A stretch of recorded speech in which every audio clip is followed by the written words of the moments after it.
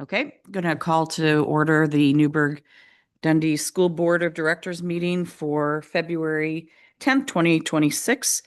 And we will start with the flag salute by Director Wolfer. Allegiance to the flag of the United States of America and to the republic for which it stands, one nation, under God, indivisible, with liberty and justice for all. Do we have any additions and or deletions to the agenda? Okay, let's move on into the consent agenda. Looks like we've got our second reading on policies, minutes, and a staff resignation. So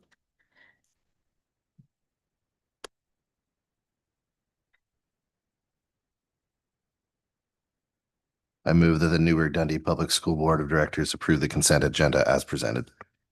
second. Any questions? All in favor, say aye. Aye. Motion carries unanimously. Now is the time for anybody for public forum. Is there anybody that would like to come and speak? Okay. Let's move on into our reports. Holly, do you want to come on up and talk to us about AI?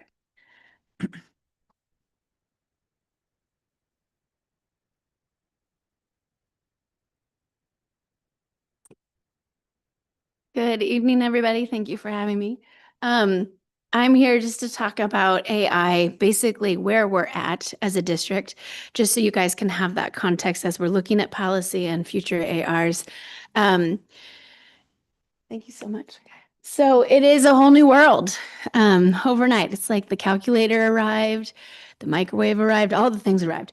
And AI is, again, one of those times that will probably be marked in history as a new era, and education is no exception to that.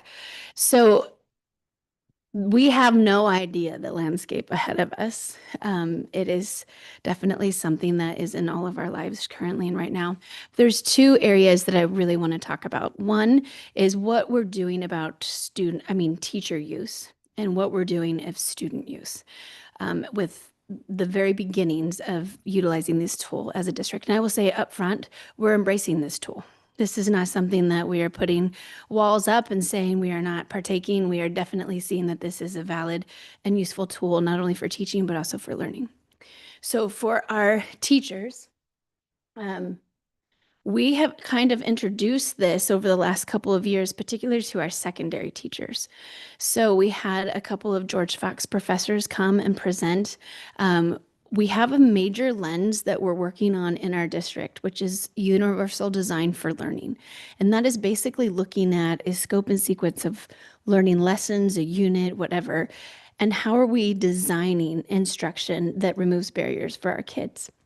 This is a perfect on-ramp to use AI for our teachers' sake, because it basically is divide and conquer. For teachers who want to use AI, and I'll stress that that is not all teachers, and that is completely fine.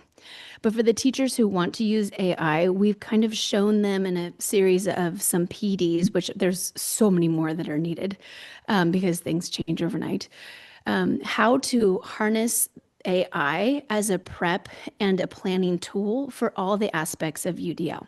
So UDL has three major principles: engagement, representation, and expression. And in all of those processes, you're looking for multiple ways to reduce barriers for kids. So whether that's sentence frames that you're creating for a particular lesson for language support, maybe it's a rubric that identifies specifically a staggered approach for a kid to tackle a project. You can, within minutes, create what used to take us as teachers hours. And so we're showing how that can be done, getting to the same end that we're magnifying teachers' time to now be able to remove more and more barriers for students. Sometimes there's no need for AI. The teacher knows exactly what they're doing. They have absolutely no need to use that tool. And other times they're able to invent an entire new unit that meets the needs of the students they have in that moment, because they're able to harness AI and use that, double their output of a planning time. And again, some teachers don't want to use it, and nor do they have to. It's absolutely up to them. The second thing we're going to chat about really quickly, and I'm sure you're going to have more questions, is student use. This is the area that is by far most gray because we have zero control over a student's life at home. In the classroom, though, at the higher levels, and I'm sure our high school students can speak to this even more than I could, but in talking with a lot of our high school teachers, the upper grades, juniors and senior level classes, they know that students need to know what this tool is, the aspects of these AI tools, and how to use that to their own learning process. So in that, the department that is facing the most hurdles is our ELA department, very writing dependent. I would say our history department as well, a lot of reading and writing. And so they're pivoting and having a lot of work and the whole writing process being done in the classroom. So it could be monitored as student generated work and only student generated work throughout the whole writing process. But then they're showing how AI is a great critique tool.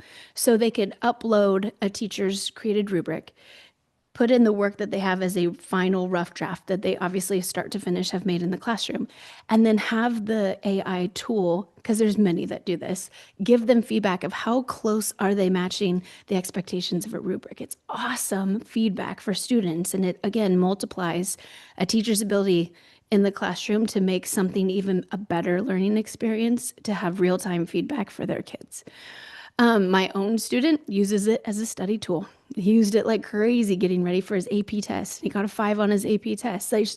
When we have our students see something for the value of learning and they own that learning, we're not worried about that at the higher grades.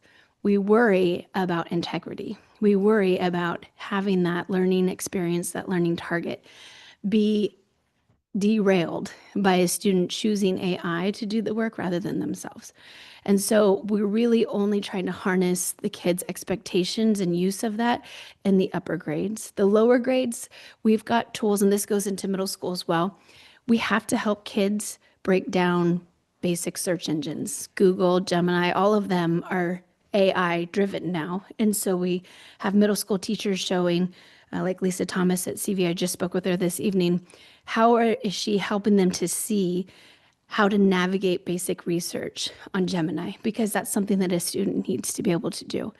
But then the true learning, the constructing, the imagining is still being done by our students rather than a machine. And the elementary level, to be totally blunt, is completely inappropriate for kids to be using at all. And I see that now, I see that into the future, and that might change. But as teachers use it as a prepping tool and they have it as a platform for student choice, I see that becoming something that is more of a possibility at our middle school levels, but I don't see it still going to our elementary. They're still doing the building blocks of knowing and learning. And we don't want any machine to ruin that process. So that's basically where we're at right now, with helping teachers as a prep tool and a guidance tool for things they need made in the classroom for students to use. And then student use is as limited as we can make it, but also getting them ready for the future. I know you guys have questions, so I don't know what to say, so go ahead. Is there specific tools that you as the leaders of the organization are suggesting for teachers to use? Absolutely. One, we already have the Google Suite, and so Gemini, others are kind of built into that. We also really encourage the use of Magic School, which is used by many school districts. Right now, it's a free version as well, so there's no barriers for people using that to a certain extent. A lot of UDL tools are embedded into Magic School because it's specifically designed for classroom use. Depending on what you're after, especially by subject area, there's a couple of different tools. ChatGPT, of course, is useful in some respects. But right now, our recommendations are small because we don't know what we don't know. So those are well-vetted tools that we already have access to that don't incur costs. And so those are the few that we're suggesting immediately. As most people know, my wife's in teaching. She went to the seminar about AI over the summer. Brisk is one that's huge. It's also got a Chrome attachment to it. Mhm. So I believe that components free, Yeah. but yeah, we highly recommend that. And another one, Mind Grasp, we take a subject and it'll break it down into notes Mhm. and like quizzes and like flashcards for learning. Exactly. There's so many. Yeah. Um, Not so much a question, just a thank you and a recognition that um, I think in teaching, it's easy for us every once in a while to, or I guess maybe outside of teaching, for people like, oh, that must be really hard for you guys to deal with. What I have experienced in my own school and in speaking with educators in this district, I find that teachers are mostly excited about it. I think that it is offering teachers so much support in UDL, in language, or in, lesson preparation. And I just appreciate that enthusiasm. I think you guys are doing a great job in approaching this with an open mind and enthusiasm for the future.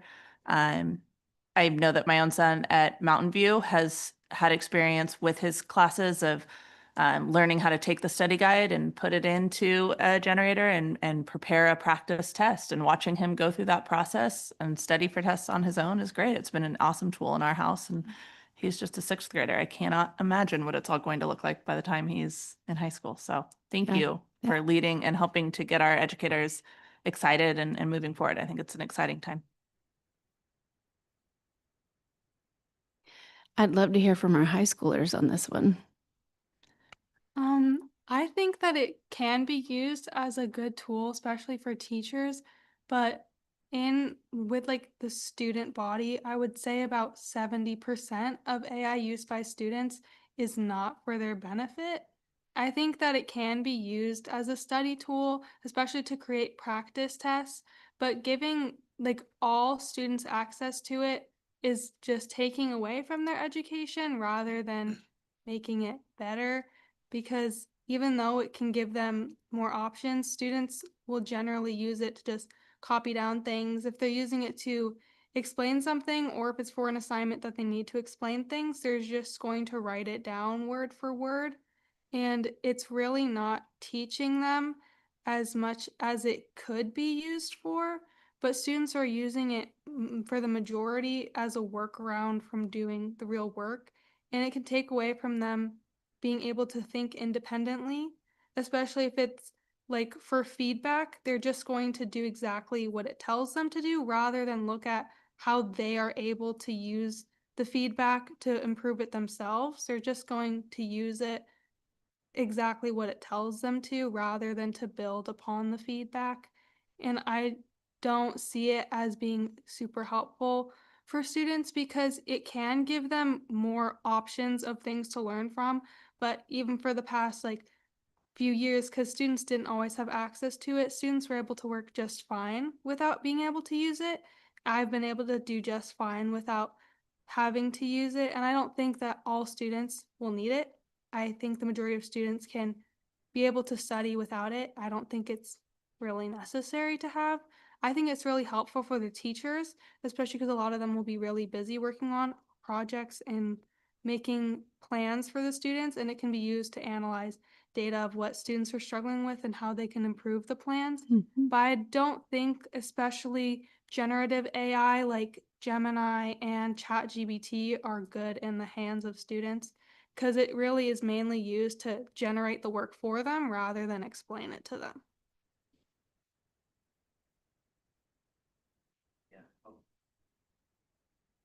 There we go.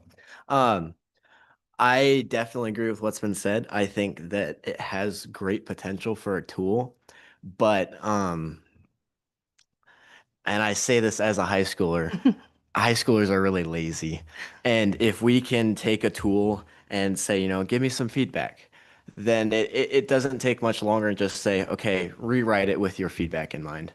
There's no real line at the moment to keep us from just abusing it into turning it away from a tool into like you said, a workaround from learning. I think for teachers, it can be a great tool.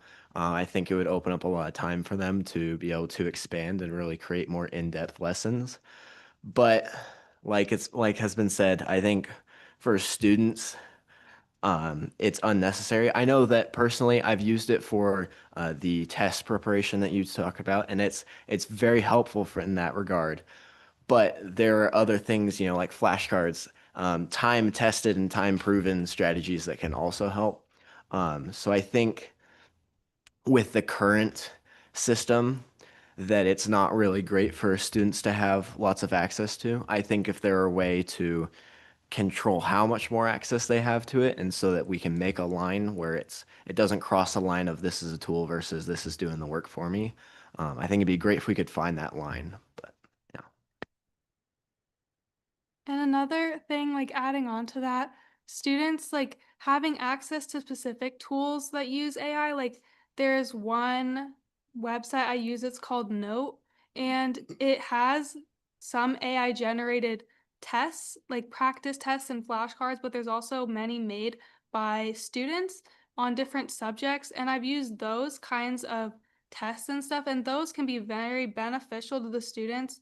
And things that create like practice tests and like flashcards, those are really helpful, but generally the generative AI isn't super helpful. So I think maybe like looking for specific resources that could give students access to things like practice tests, or giving students like training or teaching them about what kinds of things they could use to make practice tests and flashcards. Because I don't believe that I really got much teaching on how to study in school, because there's a lot of just teaching, but there's not teaching you how to study.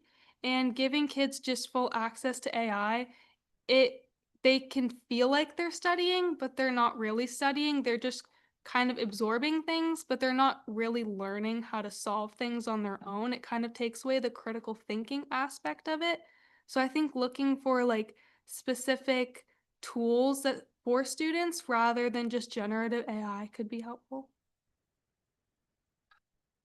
So thank you. You just illustrated the main issue our teachers are having right now, which is how do we utilize this as a tool, and how do we get kids thinking, not having the AI think for them.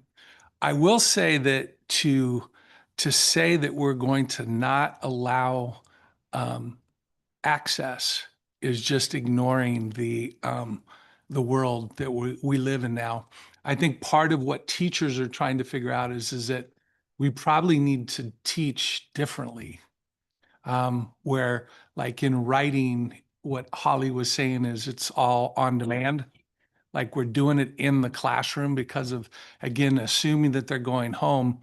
Even if we block it on their Chromebook, they'll just get it with their phone, or they'll connect their Chromebook through their phone and jump around our networks.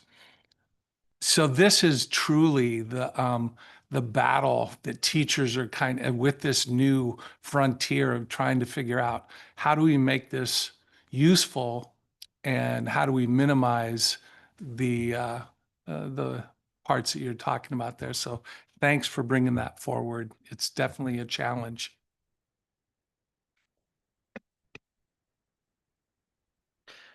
I appreciate hearing from both of you kind of your experience, for sure. I know this is something that educators everywhere are grappling with, and I have a couple of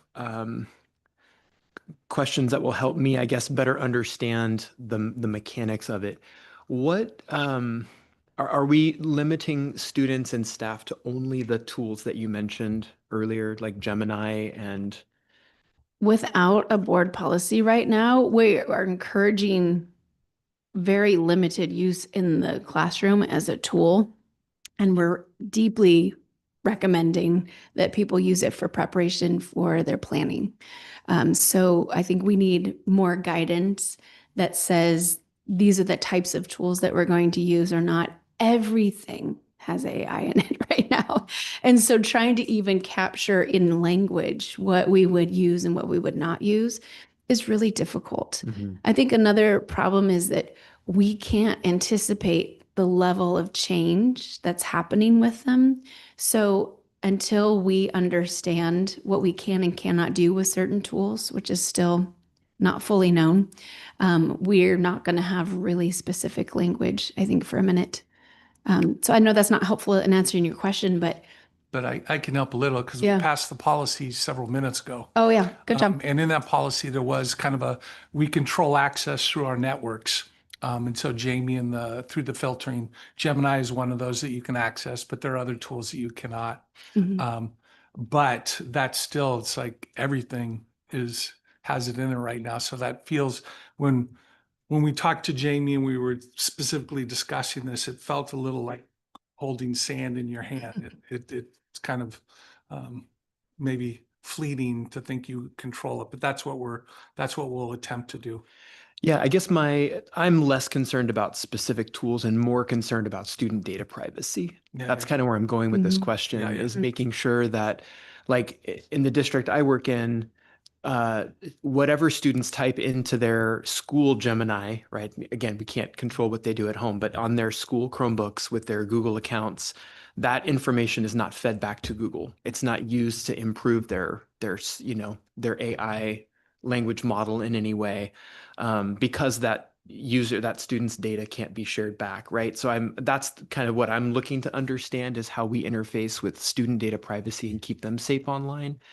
I think relatedly, I have a lot of concerns about maybe this is from teaching middle school for so long, right? Like, image generation, I have some real concerns about, and it sounds like we don't have unfettered access, but that's the gist of my question, is how are we protecting students both in the moment as they're working on AI, but also on the back end with their data? Yeah, I think working in tandem with Jamie is paramount for us right now. And just like Google searches have been for years for us, we have to always be thinking how we're going to protect our kids, how we're going to have things flagged so that we can pursue and know what's going on and monitor how the tools that we give kids and put in their hands, how they're used, and what do we need to be mindful of? What are shortcuts to things we would never want kids to be using? It's just a constant evolution of new questions. So fun. I will say though that we're talking about it. We're problem solving about it right now. And as I talk to other entities in education, like this School of Business at George Fox, they had to completely rewrite their courses because they were finding that their college students leaving not being familiar with how to use AI, appropriate use, inappropriate use, how to structure that in their workday, were at a huge disadvantage to other college graduates. And we just basically have to do the same. What is appropriate? What is doing due diligence on our part of monitoring student interaction with this ever-evolving world? But they do need to be equipped in how to handle this and how to ethically move forward in this new world. So we have a lot of work to do. Yeah, I appreciate that. And that speaks a little bit to what Ashlyn was saying about, teach us how to use it.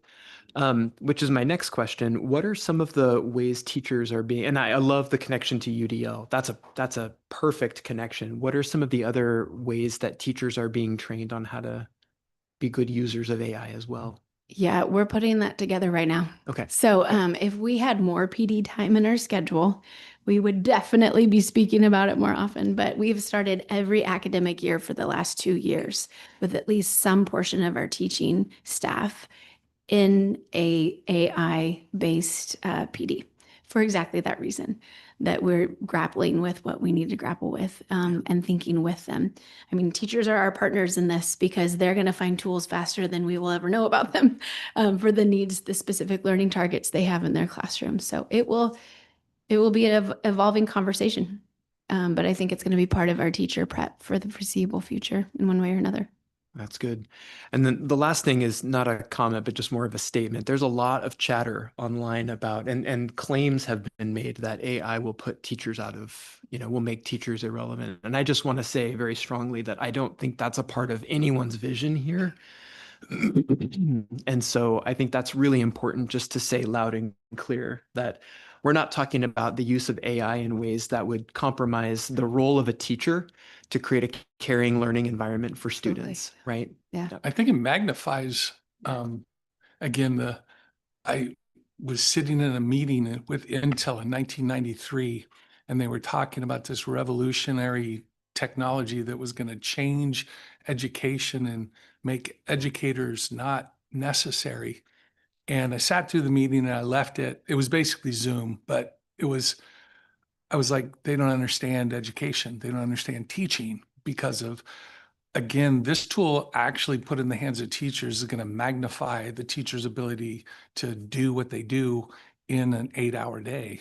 But it still doesn't, it makes even more important the relationship between the teacher and the student, which is the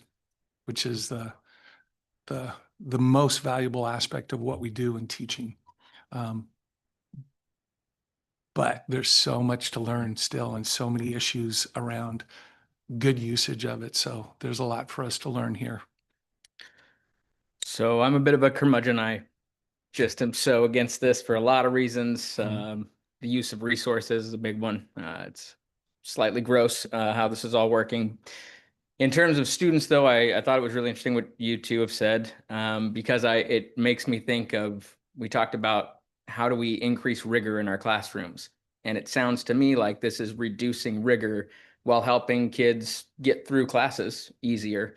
But I guess the thought would be that we're helping them learn to live in, what the future will hold potentially. And on that same point, it's a question of, George Fox, you said, was having to change things because kids were leaving school without knowing how to use it. It doesn't sound like right now we're teaching kids how to use AI. We're letting it be a part of it because they know how. But it's an interesting idea that this is to prepare them for the future by teaching them, when it doesn't sound like we're teaching them how to use AI. We're just finding out how we can use it within the constructs of our learning environments. Unless I'm wrong there. I kind of want you to say that again. So it feels like we don't have a class on AI. No, we do not have a standalone class on And AI right now. many teachers, completely fair, aren't experts on these AI programs within their classrooms, which again, no judgment there. But it's just an idea of, we're not using this to teach kids how to use AI safely and effectively through coursework. We're letting it be a part of the coursework because we know that they're using it, so we're embracing it. Well, that's where I want to correct a little bit. Most teachers that I talk to, it's not unfettered use in the classroom. And I think that our high school students could speak to that too. Rarely do you sit down in class like, okay, now go use AI. That is not most of our teachers at all's approach to this. And Sure. So I think there's two things that are happening simultaneously. Kids are learning on their own because they will. Yeah. Right. And then we are trying to put together and rethink teaching processes so we don't create easy avenues where you just go to AI and then turn in some work. And it has completely left your learning as a student out of the loop. But those things are very hard to think through from one year to the next. And so I think it's a developing process for teachers as in their domain, in their subject specific work and the learning targets they have to get kids through, identifying what's a tool that kids could be using with this. Should I consider having kids use it in this learning process at all? Or are we fine just in the learning process that we've already outlined? If we do use it, giving instruction and guidance in that classroom, but there's not a composite full stop, this is AI and this is how we're going to use it because it's so unique to each of those domains of learning, especially at our high school. And again, I want to emphasize most of the teachers I talk to, they're only comfortable at our higher grades, like our junior and senior level. So I definitely wasn't trying to say that they're just letting this happen, because I totally get that they're not. Right. It's just the idea that we know that it's being used. It's been used in previous years before we had a policy. Right. And so now we have a policy to put some guardrails on it, but it feels like that. It is, we just got to find a way to make it so we can have some say in this, rather than, I do think it'd be really good if somehow, and there isn't enough hours in a teaching day to make that part of like, if we're going to use it, let's learn about it. But I know that that's also not a reality with everything that has to go into teaching, I assume. I mean, I guess it's more just my point. I'm not trying to say where you should go back on any of this. I understand that it's the future. It seems like we want to say, oh no, this is really great for learning. And hearing our students say, I don't know that it's great for learning. It's helpful. It's helpful for doing certain things a certain way. Yeah. I would kind of go with, I don't think teachers see the challenges in our assignments now and what generative AI can do. I think we're all trying to figure out now how to do this because that horse has left the barn. And so now it's like, how are we going to, one, utilize it as a tool and then try and put some guardrails around? It's again, teachers like sending home writing work now. If you send it home, then you pretty much have to assume that they've used some AI on it because that's how ubiquitous this is. So teachers are already starting to rethink lessons and how we do it. I think there's maybe some use in some of that, but it's a challenge right now. Absolutely. I guess sometimes when sometimes we're having this conversation, it feels like let's make AI seem rosy and how it's really good, rather than really what we're doing here is trying to rein in the bad action sides of this, because it just sounds like, even from a learning perspective, it's not this rosy, great thing that's helping me become a good student and a critical thinker in the future. I can just kind of get told what to do and do that, and I pass the class. So sweet, now I got the good grade. So I get it. Sometimes I feel like we talk ourselves into, no, this is really good. We're doing a good thing. Well, so I would just add, though, that one of the things we've known for years is that screens are awful. So this is just a facet of screens, eroding education, in my opinion. They're needed. We use them for certain tasks in the classroom, but really kids getting their hands dirty in something, building with their hands, scratching out some ideas on scratch paper. I invite any of you who want to, we will come walk through some classrooms so that you can tangibly see how hands-on we are trying to make so much more of our learning. And it's not just the AI piece of this, it's the screen piece of this. Our kids need to be away from screens more. I guess, again, like, I'm not trying to say that I think that bad things are happening in the classroom I hear at you. all. Like, Yeah. I have all the respect in the world. It's just, I worry about AI. Yeah. I worry about how easily we use it for every little thing, then not really going to the back end of, hey, every time you do this, this is what happens. It's fun. It's fun to look at this picture I made. But I get it. And we're here, and this is the future. I think you'll be happy to hear too. We have lots of vocal staff members encouraging one another to use it as little as possible because of the environmental impact that it has, the data centers that it has on our water systems, et cetera. So that conversation is ongoing. But again, this is a universal change that we're all confronting. So thank you for answering the questions earlier. I want to jump on almost everybody said. I live in the software sector, and that impacted hundreds of thousands of jobs this last year. There's a lot of companies reverting back because AI is not the answer, right? We're going to have the same trials and tribulations in education.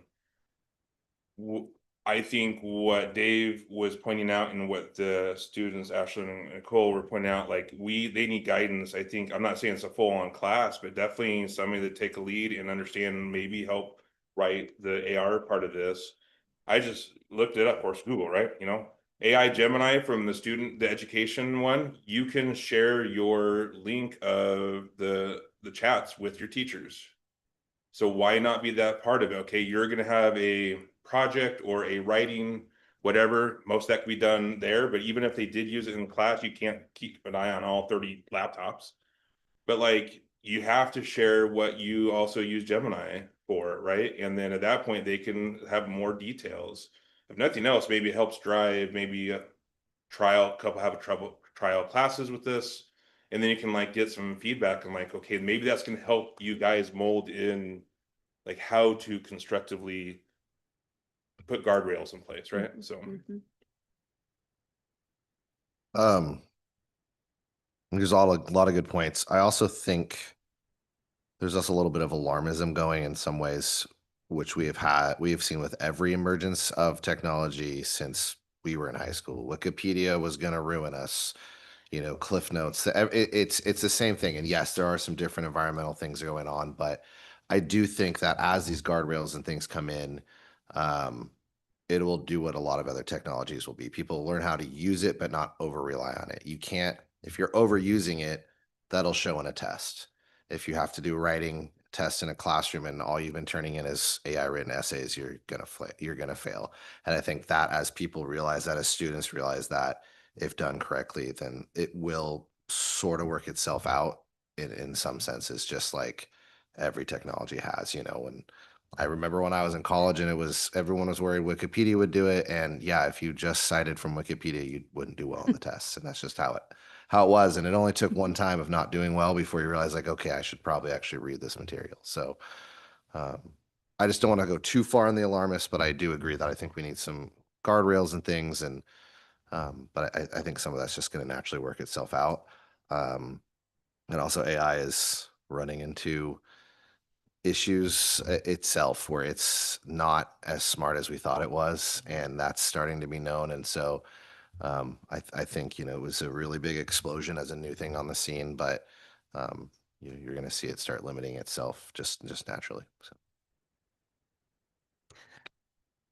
I was gonna comment on when I was directing a doctoral program, we had the conversation about how education is evolving away from a game about acquiring knowledge, because knowledge is at our fingertips in seconds. We don't have to even trudge over to a library and crack open books anymore. But it's a game about wisdom. That is like, how do you use knowledge? And how do you use this well? I think of writing a paper and I'm like, I think of my favorite authors, or writing a book or something. You can hear their voice. And I think of reading the papers of students when I can hear them talking in their paper. And that I don't think you can mimic with AI. So I too am like, I think summatively, I am on the less alarmed end. But I do think there's wisdom to be learned about how do you use this. There are times that you can use it that will be helpful, and there are times that it is not going to do what you're wanting it to do. It's going I to like be what you said clear. about voice, because after a while you can hear the AI voice. Like, that's not just wisdom; it's knowledge. It's just the same patterns start going after a while, and you're like, okay, yeah, that's not how you sound when you write a paper in my classroom. So Yeah. Well, that was a nice, robust conversation. Thanks, Holly, for getting that started. Well, Any other welcome. comments before we let Holly move on? Okay, thank you. Yeah, lots of good things to think about. Thank you, guys. Okay, Dave, do you want to talk to us about inter-district transfers? So you've got a table in front of you. A very nice table. I brought back this information. Last time we did not have enough detail in it, and there were lots of questions. So I want to say Jackie poured back over all of the transfer paperwork. He's going to throw it up here just so our people at home can also see it. Couple of things. One is that Jackie started midway through the year. I want to say August. So we had a little challenge with stuff being buried in Tab's email and Jackie. So our information wasn't as clean as we would like. Jackie's cleaning that up. What you've got in front of you is basically, it's the same information, but it's sorted a couple of different ways. I'm going to start you on the left-hand side of your paper. There is a table, and it basically shows the transfers in and out by districts. And there's 183 total for the year. And I'll explain that there's another split coming up here. But basically, it kind of shows all of the different districts that kids come and go from our district. Sherwood's 51, virtual charter is 61. And then Yamhill Carlton is 20. That's almost completely having to do with COA. And I'll cover that when we get to it. And then she's got a little arrow that goes up to the next table, kind of has that 183 broken by basically homeschool, other district, and virtual charter. So you can kind of see a different way of looking how those numbers get split. One more arrow. And now what we've done is we split it by the top there. 97 of those 183 were not enrolled with Newberg Public Schools this year. They either showed up in our district, they were in our district as homeschool students, and then were choosing to go somewhere else.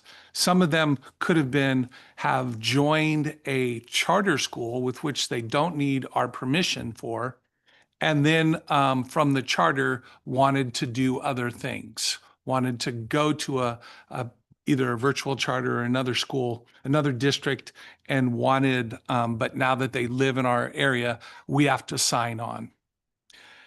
And then, okay, I'm gonna actually take you, so the green there, 97, if we go to the very rightmost table, that's those 97 folks who were never in our district. And you can see the different reasons of what they gave us as far as what the transfer request was for. Homeschool joining virtual charter is 19 of those folks. Again, homeschool, they don't need our permission for. Going to the virtual charter, they do. Going to another charter, they don't. So it gets a little confusing. Never attended and never will. Those were the transfers that I got that basically said, I'm never going to your district. And so I made choices about, do I want to see that kid in a public school or do I not? And so that's that one. Sibling released there are some situations, and it comes up more in the other one, which I'll talk about, but this is kind of a big category, which is in a family, one of the other maybe older children has gotten a release to another district. And then it comes to me and the question is, hey, my family's now split between two districts. I would like our child to go to the other district. For the most part, I've been approving those. That's, again, a decision that I want to talk to you about. But that's what that decision is they're coming, they're saying, my older child is already enrolled in this district, and now I don't want my kids to be in two different districts. Childcare, there's only one of them in this group, but usually that's a larger group for me. Now, if we're going to go back to the middle, the pink, this is 86 students were enrolled in our district and wanted to go other places. So we got a transfer request. They were our students, and then they're broken out kind of by the purposes. So between reasons and grand total, you can see the different reasons that folks had for getting a hardship transfer. Hardships in the law are 4 reasons. It's death of a parent, you're on active leave, your parent is on active military leave, there is childcare, and then there is kind of a documented persistent case of bullying. And so those are the 4 ones under the law. Now, there's other things that parents will come to me about. There could be, especially as the year goes on, there's challenges at schools where sometimes a kid needs a new start in a new place. And so those come up. But again, hardships are technically 4 different reasons. And then you kind of have this sibling. So in this group, we have COA is 20. And again, what that situation was is that we had a series of folks who were at COA. There was some promises made about what the curriculum would look like and the choice of different curriculums. When our teacher left, we had to kind of bring that program back to a center, and we chose it to be an online school. That did not meet the needs of these parents, and they transferred out. I okayed it because it felt like we didn't honor why they were there. And we're working on that COA piece, but I wanted you to understand why we signed those transfers, because of they were expecting a different thing. We weren't providing that, and it didn't feel right. So that's why those 20 are there. Sibling release is 19. The childcare is 11. That's typically a large one for me, which is if your childcare is in another district, then it does qualify for a hardship. Below the words grand total here, this is broken out in another way.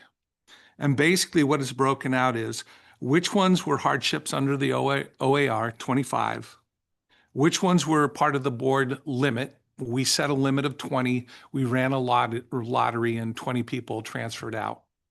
And then there was the siblings released.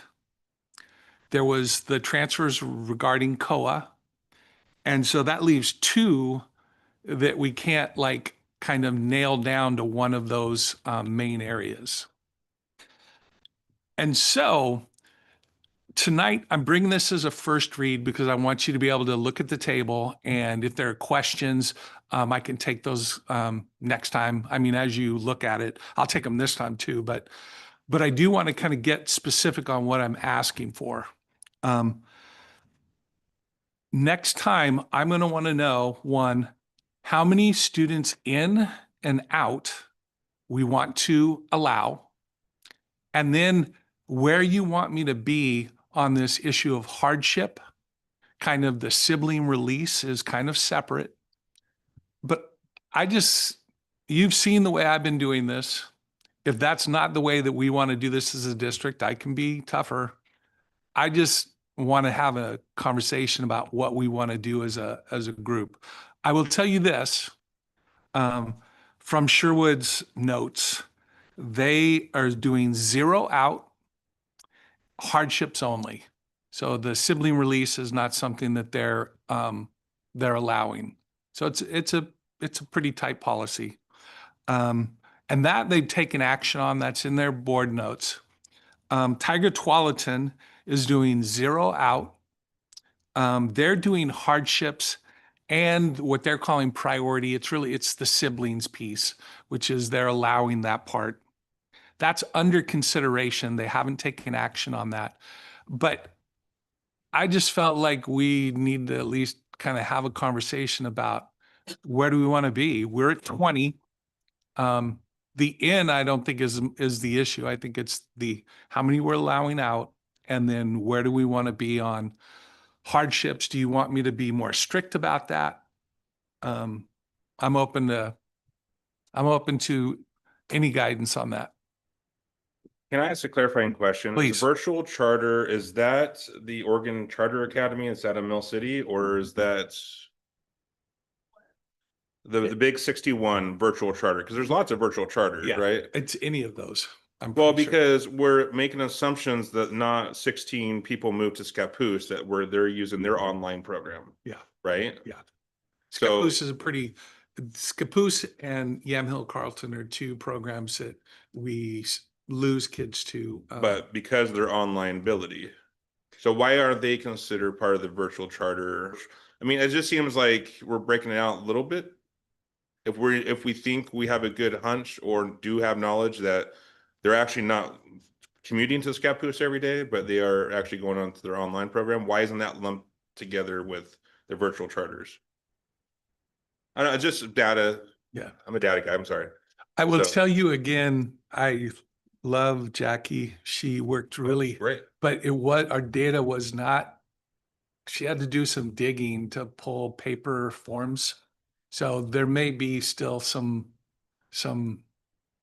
stuff there, but we can take a look at that. I can get you that information.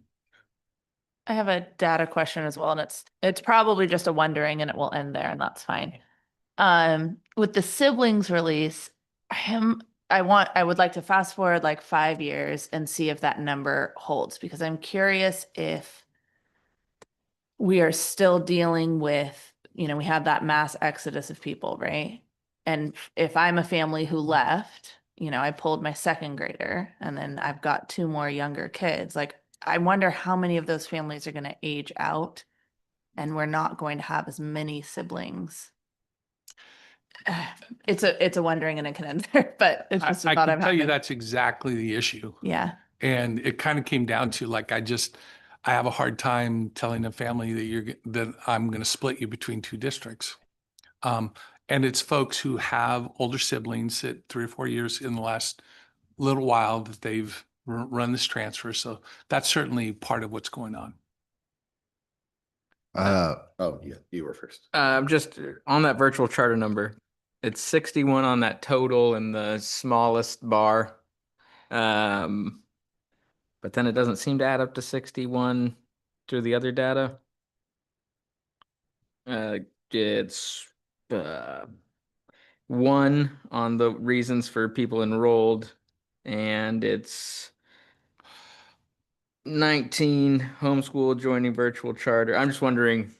It How- could be the never attended. There's a couple of different Okay, things. I guess I'm mostly curious, how many, is it just 1 that we had who was enrolled in our schools? For this And year. then COA, you Mm-hmm. said COA counts towards that or no? I'll find out. Okay. Just, I think that'd be an interesting point because it has its own cap as well, so. Well, and I will tell you the 3% cap part of this. Again, we can be more strict on that. But I'll tell you what happens is once I start, like there are kids who now are struggling in school where it's a good idea. And once we're laying down that this student is a no because of the 3%, I can't like unring that bell. And for these kids, then allow it. And so it gets to be a little trickier than just the, are we over the 3% cap? Especially now, because there are some kids who are like who are struggling with anxiety and some other pieces that part of the other solution here is, again, I think COA is not, there's some pieces we need to get square with COA, because it'd be better if I could just say, we've got an online school, let's get you enrolled in it. And I don't feel totally comfortable yet. I mean, I think with our older grades of COA, I think are much more reasonable. There's still some issues there. I just want to say, it's all about organizations. Our teachers are fine. They're doing a great job. We just don't yet we need some work. I know we're not looking for obviously a decision on this, but I just want to say my initial thoughts, which also just throw that out, and then it could change in a couple weeks. But I don't know, my initial thoughts, I like giving you that discretion. We hired you for a reason, and I feel like what you have done and the way you've described it to us is you're still putting the students first. And I don't want to go personally, I don't feel right about going so hard and treating every student like a number. Like, I get it. It is dollars to the district, which helps everybody, but I don't like what you were just talking about, where so if we go too hard and strict, then it's not always in the best interest of the students. And I feel like, again, we hired you for a reason. We trust your judgment and your experience, and I feel like these are not unreasonable. I don't like the idea of splitting up families. It's ultimately, we've talked about it before, that the big thing we need to come back to this board is what is in, how do we best educate these children? And I don't think splitting up families and doing that just so we can have a few extra dollars. I think we can do that in other ways. We're talking about levies, we're talking about improving our district and our graduation that will attract people. So that's just my initial thoughts on this, is that I like the way in the criteria you're doing, and I just don't want to go so strict that we're harming the educational experience of students. And I'm loving that conversation, because what I'd like to do is, between now and the next board meeting, craft up a motion. And so if I know kind of where other people are leaning, then I can craft up a motion, and then we can edit it or do whatever we need to do for the next time around. It's tough that even the 86, that's why we figured it out last meeting. Well, over 3% of our student body. Well, what is our student body? Because I was calculating, that's only 2.15 with 4,000. We're under 4,000. I'm going to say 30. And it was 2.2. Yeah. 2.2% this year alone. But that's Go- the 3% going- is only on virtual. Yeah, that's a different thing. But just if 2.2% of our school population left this year. That's a significant amount. Especially hearing that these other districts that aren't doing that, like, I don't know, it's tough. I don't want to trap people here or have them do things they don't want to do, but it's worrisome when. Do you want me to tell you what I'm thinking? It didn't feel good to me that some of our students weren't allowed out of other districts. And so that's what truly got me coming back to talk to you about this, because that didn't feel right. It still feels like we need to be, I need to take into account kind of what's best for kids, but I also think we should be a little stricter, is kind of what's going through my head. And using my judgment, I mean, I think Tiger Twalton saying hardships and siblings may be a pretty good move. And then I fix the online part of this so that kids aren't leaving our online school, or at least we offer, like, we're not going to sign the transfer, but I can get you into the online school that will work. It didn't feel like I had that choice, especially K-5 this year. So if we could fix some of that, I'd feel better about that. I'd also love to sort of codify a process for exiting. I know that we've had changeover and it's hard to have the data, but having a system moving forward so that we have a, like an exit interview type situation with the families, and that we have a system in place at the district level for tracking all of these reasons in a way that, a year from now, 2 years from now, we can look back and really start to see some trends, I think will be really helpful. I like the exit interview idea of just like, as part of the transfer process, of just actually connecting with everybody and then finding out what that is and codifying. I like that idea. I have a couple questions that'll help me better understand this too, and I appreciate this conversation so far. How many transferred in? Like, my understanding is what we're looking at here are students transferring out. Correct. Do we know how many have come in this year? Sorry. She's working on Oh, it. thanks, Jackie. Then regarding what you're hoping we take action on next meeting, I guess I want to understand the mechanisms here. So one way that we could sort of make this more restrictive is to lower the board limit from 20. Is that right? Yeah. That's one of the variables at play. Yep. It feels like if the reasons for hardship are governed by OAR, we don't have a lot of flexibility there, right? Yes. And basically any reason that you sign the two districts sign off on an inter-district transfer, those are also acceptable. So it's like hardship's definitely a reasons for an inter-district transfer, but if two districts agree to it, you can do that under the law. So there's other pieces here. There's other reasons why people do it. But I think trying to hold tighter to the OARs, that makes some sense to me. So when you say some of the other districts around us have a 0 out, where's that 0? Is that the board limit? So no lottery? Is that what you mean by 0 out? There's no lottery. Yeah, it's 0 and you got to write a hardship to transfer out. I understand. There's a process. Okay. It's like House Bill 3681 in 2011 set up a process by which anybody could transfer out or into a district. And the process runs from like March 1st to May. And the board has to set the number of students and you have total choice on that. If you set a number, then we have to run a lottery and that whole bit. Yeah. Okay. That's helpful. I appreciate understanding how the process works. 23 in. Awesome. Thanks, Jackie. I have harder questions that you could answer like that too. That would be great. Kidding. What is and this may be another an agenda topic for another meeting, but I'm really interested in digging into COA and like I feel like we've talked about that, and I just want to know kind of how we're moving forward. Like, are we seeing what's the sort of technical side of that? What's the adaptive side of that? How do we lead COA into its next phase? I'd be really interested to understand because that's 20 of our 86 right there. Mhm. That's a significant number. Yeah. So No, and I, why don't I set up, I'd love to sit down and talk a little bit about kind of what we're planning with it. Um,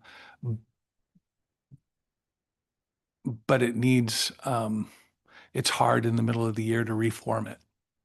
And so that's really the piece that we're kind of headed towards is to, get it reformed. But I'll bring it back. I'll lay it on an agenda item. We can present the whole thing. thanks.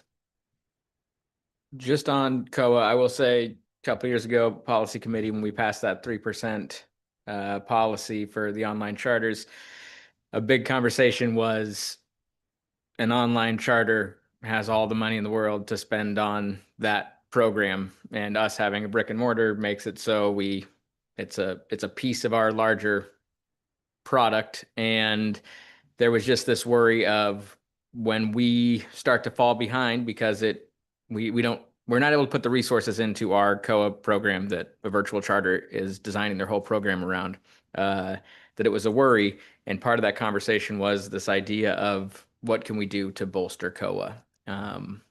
And so I would be great to know, because before your time, there were lots of promises on where that was going and how that was looking. And so, yeah, I think there's a lot of people that would be really interested to hear kind of the future of this and see how we could wrangle that back in. On that topic, I'm kind of interested in what Scapus's program looks like and what Yamhill Carleton's program looks like in terms of their COA-like programs, the ones that we're losing students to. The Holly, I'm gonna pause that. Holly would love to speak on that. Holly, come. But I also think that why for don't the I next bring agenda. it when Oh, we okay. actually talk All right. about COA, because we can bring the whole piece and kind of where we're headed. Like I said, the issue right now is timing. Yeah. So With what you're saying, Dave, about your recommendation or what you'd like to see as being a little stricter without, at least what I'm hearing is without losing completely the humanization. I mean, I like that because I think there are some other ways we can look at this. I just, like I said earlier, I just don't want to see us losing the human element of this. I think Yeah. we can be stricter. And I'd love to hear, or maybe have you come up with some options for us besides what I'm looking at. Because I do still want to, if there is a true hardship or true emergency, I personally still would like to see you able to review that and use your judgment, and things like siblings or childcare, something that truly is I don't want to ruin the educational thing, but I do like the idea of being a little stricter I don't want people just to go willy-nilly, but I think if there's truly something going on in their life, I don't want to keep them hostage just to have a little more funding. So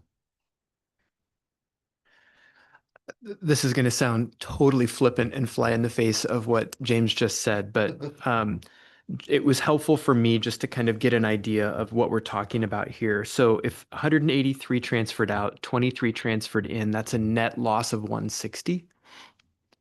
And So to clarify, I'm sorry, clarify, 183 is total not coming to our school. We only lost 86 this school year. correct. but those 97 might otherwise be Newberg students, right? Maybe, but that's not money that's lost. That money wasn't in the district. Well, whether it's lost or not, I Mhm. mean, that's at 11,000 a student. Absolutely. That's 1.76 million. Yeah. Like I said, that totally flies in the face of what James just said, but I think it's helpful to look at the Right. impact of that, right? And the other question I had earlier that I forgot to ask, the never attended line on the table on the far right, can you say more about that? I think what I heard you say was never attended and won't attend. And so So- why would I want those students in my school? Is that, I want to understand more, I guess, what that category is about. The student that started kindergarten in a charter school, in a brick and mortar, went through, and then now they're going to transition into middle school. Well, now they've already made connections at that district and want to continue on with, or the siblings already enrolled there, and so they just continue on in the district that they started. Got it. So because they have to reapply for this every year? No. Could we have that under the microphone? Just, I think that our audience can't hear, let alone. What she says. Could you start from the beginning? I'm sorry. So with charters, if it's a brick and mortar, you can just go ahead and enroll. You don't need approval from the district. So then once they go into the actual public school system, like Sherwood School District, for example, then they need our approval. I see. So they've never really attended our district because they started in kindergarten. So like some of the charter schools that might only be K-5, they've never attended here, and now they would potentially be a sixth grader, but all their friends go to Sherwood. Okay. And then I'd also say, Andy, I think the idea here is that cleaning up this data moving forward. Because like I said, Jackie really had to pour through a lot of paper to kind of come up with this. I think moving forward, keeping a database, and she's already started that. So I appreciate so much the work of pulling this data together. This is really helpful. Thank you. And am I hearing an alarm? There's something. Oh, okay. okay, we'll send somebody out. For the fire. Maybe housekeeping the cost. Just want to make sure.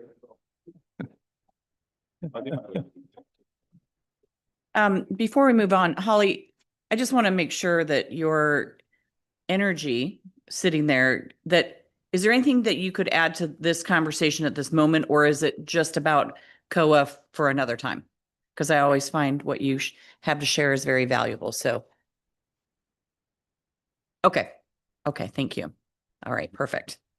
I have one more question, Dave. So from my understanding, we just covered a lot, but right now the 20 COA it's a lot, but that's not something like these were people that were already in COA, you're allowing out because COA no longer meets their needs, Yeah. correct? Yeah. So that shouldn't continue forever. Obviously. No, I'm That's- hoping it doesn't continue next year. And yeah. So that's this year would be different. The issue there was this program started out where you got to choose your curriculum. And what we turned it to was online. That's so different from what attracted the parents to us. And it was all screen-based. Many of the parents did not want screen-based. And so that was the piece that really, we signed these transfers because of it felt like we did not hold up our end. But that would not be something I'm planning on fixing that. So going to Andy's point and I'm just going to go with the 86 because I kind of agree with Jeremy here. But so if we go with the 86 that we lost and looking at next year, and this is if we kept exactly the same, we had what, 23, did we say 23 came in? Mm-hmm. So that would put our net to what, I can't do math, 63, take the 20 out, that's 43. If everything was the same next year, we didn't have the COA.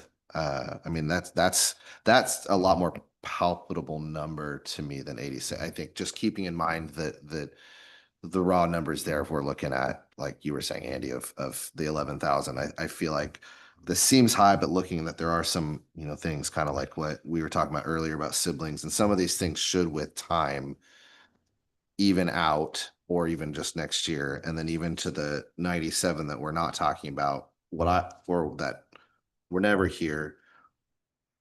Just going to what I was saying earlier is I agree with what you're saying, but I also think there are some other ways to get like those 97 and some of those things that we're already working on that we're talking about, like our graduation rate, 93%, is that what we just said? 93%, which is above the state average, I believe. So things like that I think that if we keep doing, some of these things will take care of itself, I think, rather and going to what I was saying earlier, without holding someone hostage. Yes, and So I would say it's an and, which is we need to do, I mean, Yeah. certainly I don't want students leaving our district that it harms our ability to help all kids.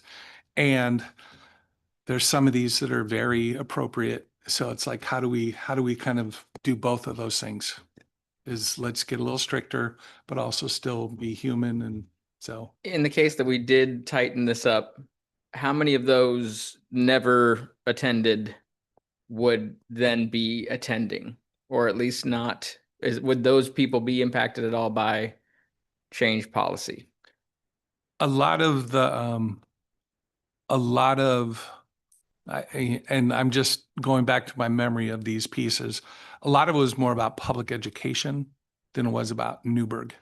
And so I'm not sure how many of that group we would attract back. But certainly I think there's the homeschool joining virtual charters. If we had, I think there's some ways for us to continue to kind of get folks back. And I think I can prep some motions. I think I know kind of where to go with that. Oh, I also want to add that this isn't a decision that's taken lightly. I've seen Dave meet with a lot of parents, and the principals are calling the families and trying to engage and see what we can do and how we can help to bring them back. We offer COA, and so it's not just we're getting all these requests and we're just signing off and letting them be released. It's definitely taking a lot of time to go through these. So it's not something that we're just approving because we don't, want to do the work.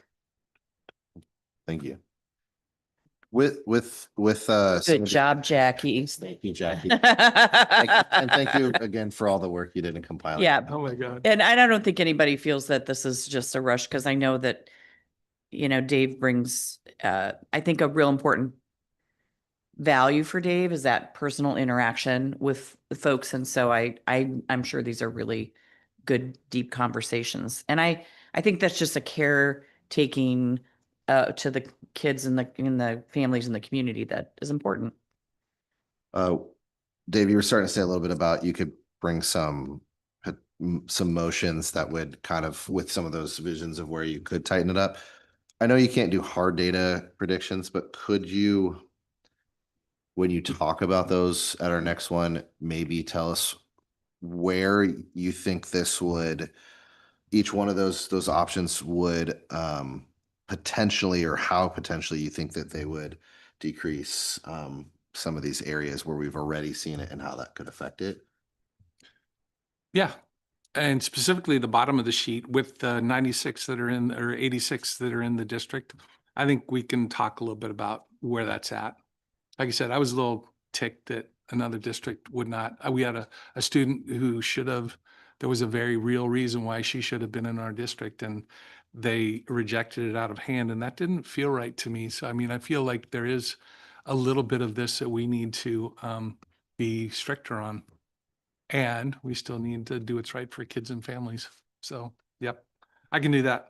One last thought on this whole thing. When is our deadline to confirm or make changes? We need an action at the next meeting. But what is the state deadline? March 1st. Is there a way we ever can, well, okay.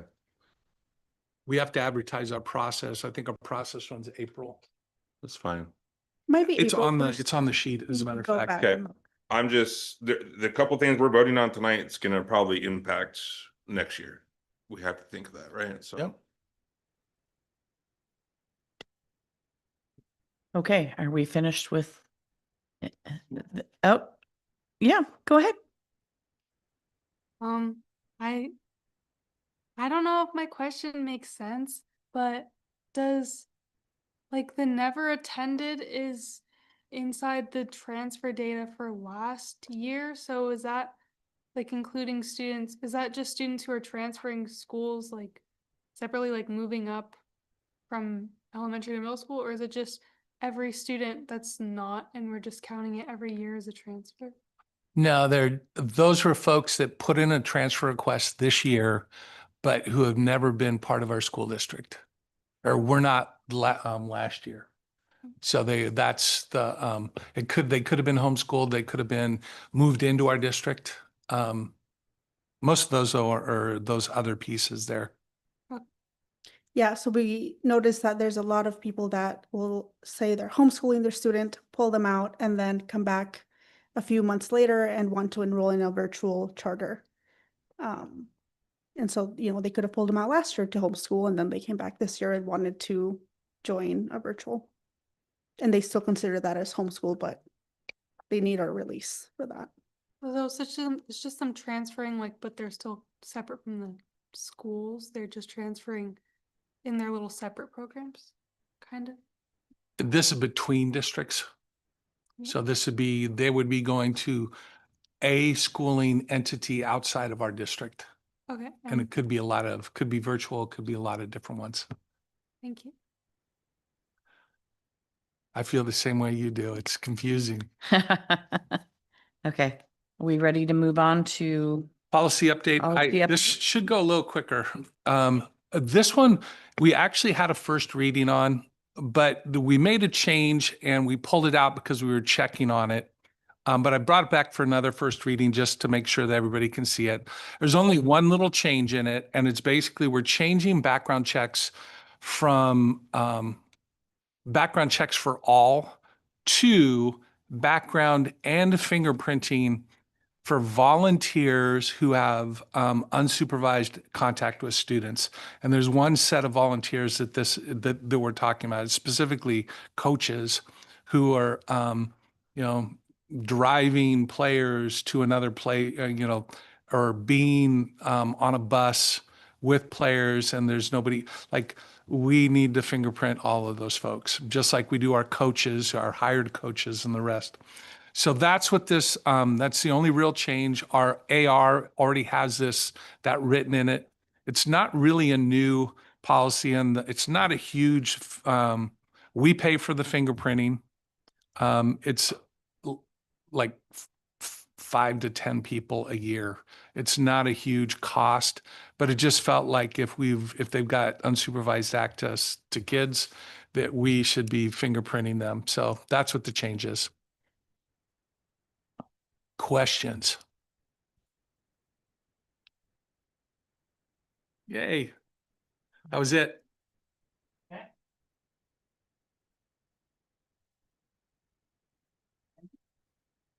All right. Ready for a change? Okay, so this presentation is part 1 of 2. And we broke it into 2 for time, partly, but also because hers is complicated.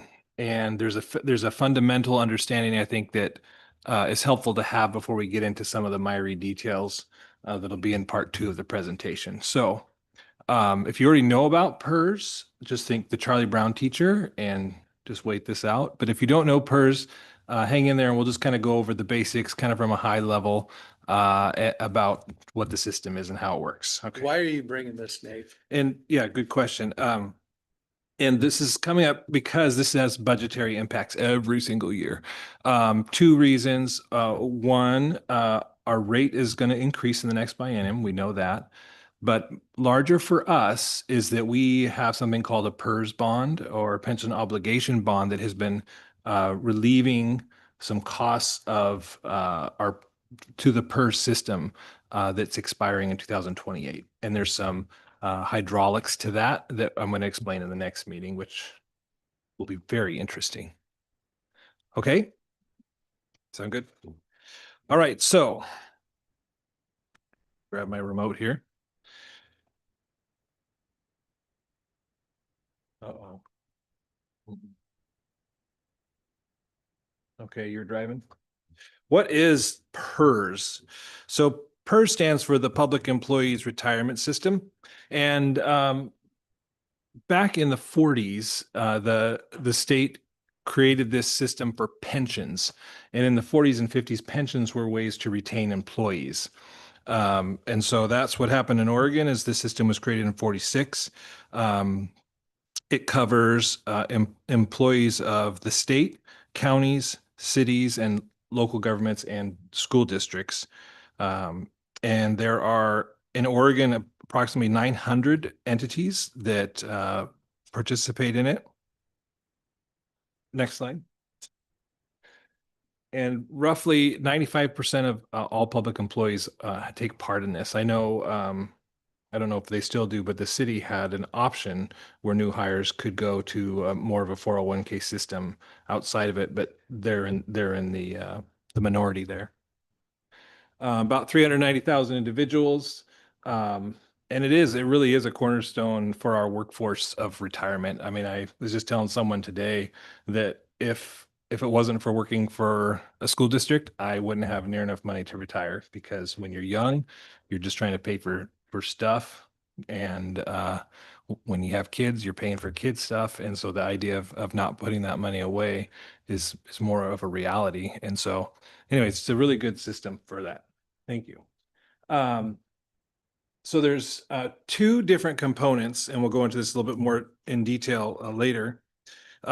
There's what's called a defined benefit, which is a pension, and a defined contribution, which is kind of more like your 401k. And then a pension is an idea where there's some kind of a description that says, when you retire, this is how much you get a month for your life. And then so it's usually some kind of a formula, which I'll go into later. Whereas a defined contribution plan is one like a 401k, 401 or 403b, where you're contributing money and that money earns interest. And then at the point of retirement, there's a distribution plan. And when all that money is distributed, it's gone. There's no guarantee. It's just, there's a plan for the money that's there.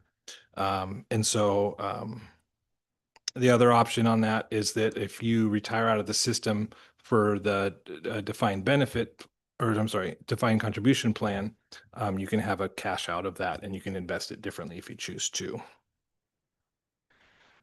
So pension plans, the goal is long-term financial stability for the post-employee or the retiree. They're based on specific legislative mandates and provide reliable lifetime income. They're not affected by the economy. So for example, Tier 1, Tier 2, which is folks who were hired on or before 2003. There's 3 different ways that they can get paid out. One is a money match, which is they actually have a pension balance multiplied times 2, and then there's an age factor, and so that creates their benefit amount. There's something called full formula, which is how most of Tier 2 goes, which is a multiplier 1.67 times years of service times the final average salary. So those are pension distributions. So it's not dependent on necessarily how much money's in there. It's a formula that derives that. And then there's a third model that called formula plus an annuity, which is for folks that were hired on or before August 21st, 1981. And we have one person that's 5 days after that works for us. But other than that, no one else can get that one. So good job. Okay. So the individual account program started in just after 2003, and that was after, of course, the dot-com crash ruined pension systems throughout the country, and the legislature had some big reforms that came through, and then it split out contributions from that point forward. If you're hired in Tier 1 or Tier 2, you still kept your Tier 1, Tier 2 account balance, and that part will still be calculated, but that balance is only earning interest. We're not adding back to it. And then the IAP, which is kind of like a 401k investment account, the district and employees contribute towards that account, and state employees get a statement every year that says what that balance is and how it's grown. And then upon retirement, that account can generally have a choice of a 15 or 20-year distribution of that amount, and that's what you get. I just talked about this, sorry, got ahead of it. Go ahead, next one, Micaiah. How is it funded? Oh, it looks better up there, good. There's really 3 ways that these accounts are funded. One, employer contributions, including side accounts. We'll talk about that more in detail. Interest earned on those invested funds, and then member contributions. And I'm going to skip that note. Go ahead and go to the next one. So employer contributions, I'm going to just say there's multiple ways that we pay towards PERS balance, or the percentage of payroll that we're supposed to pay on that. And then on the employee side, like when I worked in another district, a on top of the district paying, I pay 6% of my salary into it. In Newberg, we do something called pickup. So we pick that up for our employees as as a benefit incentive. Also, some recent legislation has something called a member redirect. So being a tier 1, tier 2 employee, part of my 6% actually goes back into fund my pension amount. So those folks hired before 2003 are paying 2.5 of their 6%, which would normally go into their IAP or their 401k like account, is going back into the pension to fund to make sure that funding gap is made up. Because part of why our rates are increasing is because the pension system in Oregon is funded at around 80%, and it goes up and down every year. And so there's a gap that's called an unfunded actuarial liability, which means that for what we're obligated for, we don't quite have that cash on hand. So that gap is why that employer rate keeps raising, is because we're trying to fill that gap to be a fully funded system. Another area that that gets money is investment returns. So all this money is going into the state, and then the state has a branch that invests that money, and there's a rate of return that comes back on that comes to. And then lastly, if there's any additional legislative appropriations, they can go to fund the system. For example, we'll talk more about it next time too. Senate Bill 849 was an amount that ended up reducing our percentage of payroll 1.68 percentage points, which was a very good thing for our budget this year. So who's responsible? So the legislature decides, and it's under ORS, how the benefits are provided. The PERS agency collects and manages those funds. The Oregon State Treasury also manages the funds, so it's a cooperative there. And then the Oregon Investments Council is the one that's responsible for investing state funds. And so they identify where that money is going to get a return on the assets that are there. Okay, real quick on the next one, go ahead. So the rates that we pay as an employer is we have several different rates. We have the tier 1 or tier 2 rate. So those folks that are hired 2003 or earlier. The OPSERP rate, so anybody paid after that, they have a different rate that we pay. So for every dollar we pay in salary, we pay a percentage to PERS for that. We have a retiree rate, which is actually the same as tier 1, tier 2, except they wouldn't pay the 6%. We also pay a rate to pay the debt service on the bond. So even though we have an offset from that bond, we still have debt payments. And so there's a cost that happens there too, which we apply in the same manner. So we have a rate that goes for every dollar. We have a percentage that goes towards that debt service. And then in Newberg, we have the PERS pickup, which is where we pay that 6% employee contribution. And the next one's employee. So, and this is just there is still considered an employee contribution. However, this district pays for it. And I wanted to just point out that there's two reasons that we do that here. One was it lowers the amount we pay. So that 6% that we pay, we don't pay payroll taxes on. So that, because it's a benefit, the district's paying that, so there's no individual taxes. Lowers the taxable income for employees. And then in tier 1, tier 2, it was more beneficial. And we're going to probably see some pressure coming up around OPSERP, where it is a percentage of income, a 6% that goes into that savings account, where they're going to start wanting to see that probably more in salary, because they get a benefit from that. Okay. So the Oregon Investment Council puts all this money into different trades and bonds, and they have a portfolio mix that they use. The formula that's in there assumes a 6.9% rate of return. Now, over the last, 20 years, that's been lowered, because it used to be higher than that. And the economy has not been great on investments in the last 15, 20 years. However, the good news is this last year, the rate of return was 9.68%.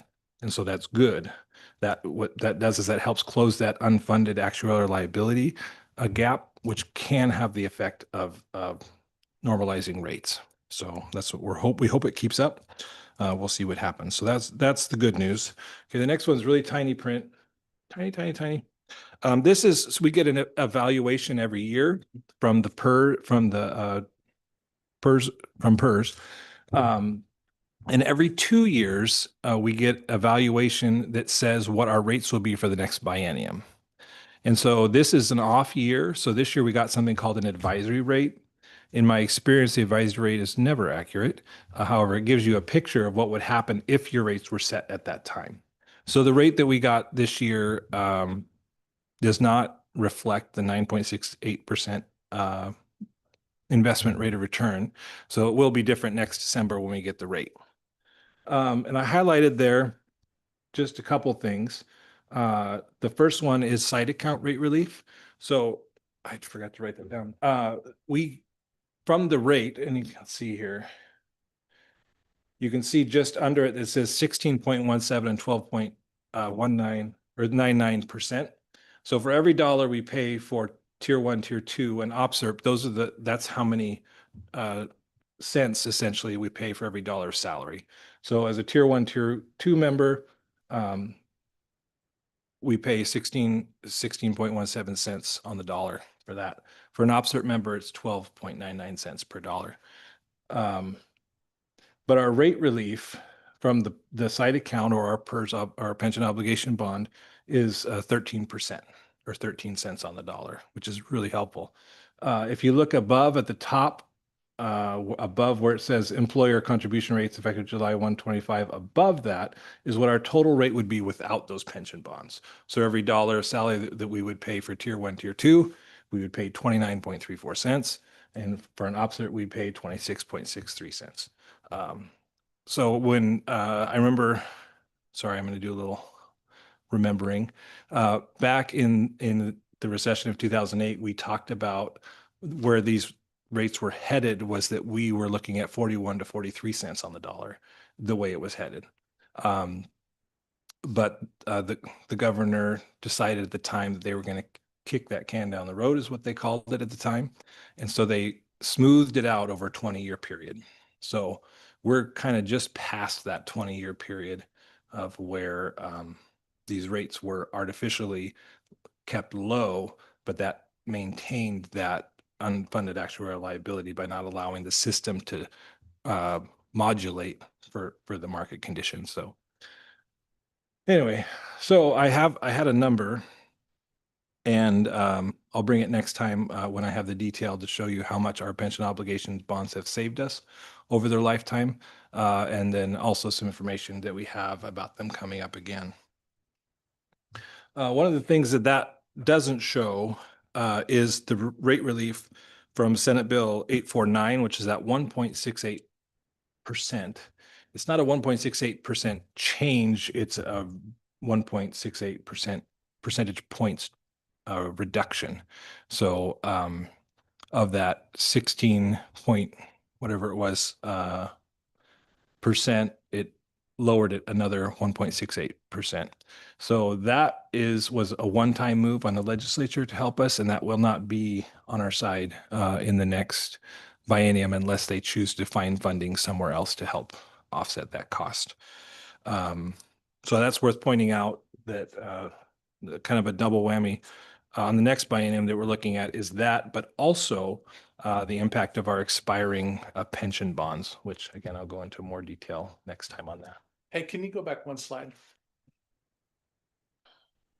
And so this is, oh, yeah, thank you. So this is the central issue, and why we're bringing this is that side account relief those are the bonds that are going to they're going to end. And so most every district in the state is having to deal with the fact that our rates are going to go from 16 to over 20. I don't, like he's saying, he's not quite sure it's going to be 29, but that's the challenge that's out in front of us in this next biennium. And so the reason why Nate's bringing this is because of that looks to be a pretty good challenge for us. Yeah, and that 16 to 29 I know I say this during budget season too, but that's not just a 15% increase, that's a doubling of the cost. And so I'll have a number next time, the millions of dollars that we spend towards PERS every year, that's doubling that exposure. So that's the issue that we're going to talk about. Questions about the basic PERS systems or any of this information? The only other thing I would say is we have tier 1, tier 2, OPSERP, the number of people all having different rates. It's a challenge, I think, we get it set into the computers, but wow, it's a very complex system now. And the other thing I don't think I hit on hard when I talked about the pension system being created was that we don't have a choice. It's Oregon law that we offer this for folks. And so that's the hard part when people argue about how we don't deal with those costs, is that we don't have a say in those costs. That's just part of us being public employees. So just want to add that in there. I first learned about this when I was doing a budget committee for City of Newberg. And at the budget training that I went to, I think it's pretty timely with the levy conversation coming up that so PERS is steady going up every year, and property taxes, the way that Oregon sets it up, is steady basically right alongside it. So it we never get ahead. Is that correct? That like the amount guaranteed, because what PERS 1, there's a guaranteed percentage every year that somebody gets paid out. Is that correct? You mean in retirement? Yeah. So yeah, PERS tier 1, tier 2, it's a defined benefit. Kinda. So The issue, I've got it on. that was mine. Sorry, I pushed it. So in 2003, they stopped the tier 1. And so the amount of your pension is determined on the money that was there as of 2003 plus the interest that you earned. And then the other part was the IAP, and that you started to put in. So it's a weird mix of the two systems for the tier 1 folks. Yeah. Is it true though that like as a state as a whole, we're basically gonna struggle until most of those tier 1s are gone? Yeah. And that's causing this rate.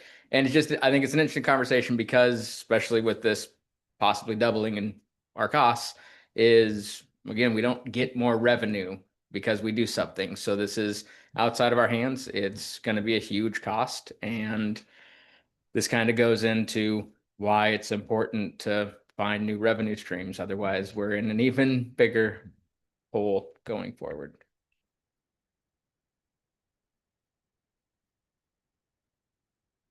Anything further, Renee, about PERS? Okay, you want to talk about the audit? Yeah. Oh yeah, that too. So yeah, our audit was due to the state on last Monday, and we did get it to them on time, which is great. However, they haven't finished the complete book yet. And so the state got what they needed, but they need to finish up their letters and their recommendations. And so we're looking at inviting them to the March meeting. And you'll have some more information there. To my knowledge, there's no huge findings. We had some adjustments on our capital assets. That's kind of a carryover from the prior year too. And something called SPITAs, which are short-term leases. We had over-identified some of those, and so we have a reduction of the number of leases that are, or I say there's a number of leases that are now shown as terming in that schedule. It's a GASB rule that we have to identify those. But so far, everything's been great on the financial side. So Why is it so late? So yeah, the federal government shutdown in the fall happened about the time that they released the auditing standards for federal audit awards in A133. And so when they resumed, they still took some time to get those standards out. So the auditors couldn't finish their work on that until those standards came out. And so that was, I want to say it was a month and a half. Nate was calling them on the weekend I did. because the auditors seriously did not finish their work until Till Monday. Monday, Yeah. the day that it was due to the state. So it's been a real challenge this year. But it wasn't our business department. They were working hard to try and we did get it in on time, which is amazing. And we weren't the only district that the ODE was, There were 57 districts on Friday before it was due that had not turned it in yet. So, yeah. Okay, Dave. Okay, thank you. Thanks, Nate. So Chair and board members, tonight I'm asking you to take action on the boundary committee work. I want to start by first saying thanks to you, to our boundary committee folks. It was quite a process, 5 different meetings, 9 hours of work. And the work was hard and everything had trade-offs. And so them staying focused on students and the kind of our ability to function as a district, I really appreciate.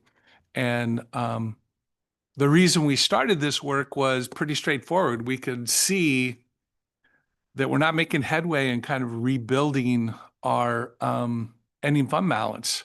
And we wanted to look at boundary changes as a way to get more students from our larger schools into our smaller schools. We now have 4 schools that have two teachers or less per grade level, and that creates some very systemic problems for us. As we looked at restoring a full school year and the increase in costs that we had, we feel that we have about a $4.5 million target is kind of where we're at. We're right in the middle of our budget work. The budget committee will form up here in about a month. So there's a lot of things going to take action here. But again, the focus here was restoring that full school year, covering inflation and required increases, rebuilding the financial stability. So we knew that we had to take action. And so we met with this committee and began to talk through what that might look like.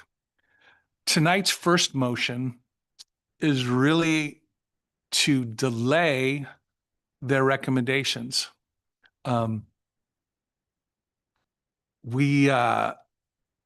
It's to receive the boundary committee recommendations as one set of options and direct me to continue planning for a possible district-wide reconfiguration beginning in the fall of 2027 is kind of what the motion is saying. And the thinking behind that is just why delay this? Implementing a major reconfiguration requires time to do it with quality and to avoid chaos. We need time to plan staffing, transportation, boundaries, instructional models in building. One of the buildings was kind of a new structure for us, and the student experience. And we've got to engage families around all of this. And it became clear to us that we just were not going to be able to do that well. But we're still going to have to probably make a decision.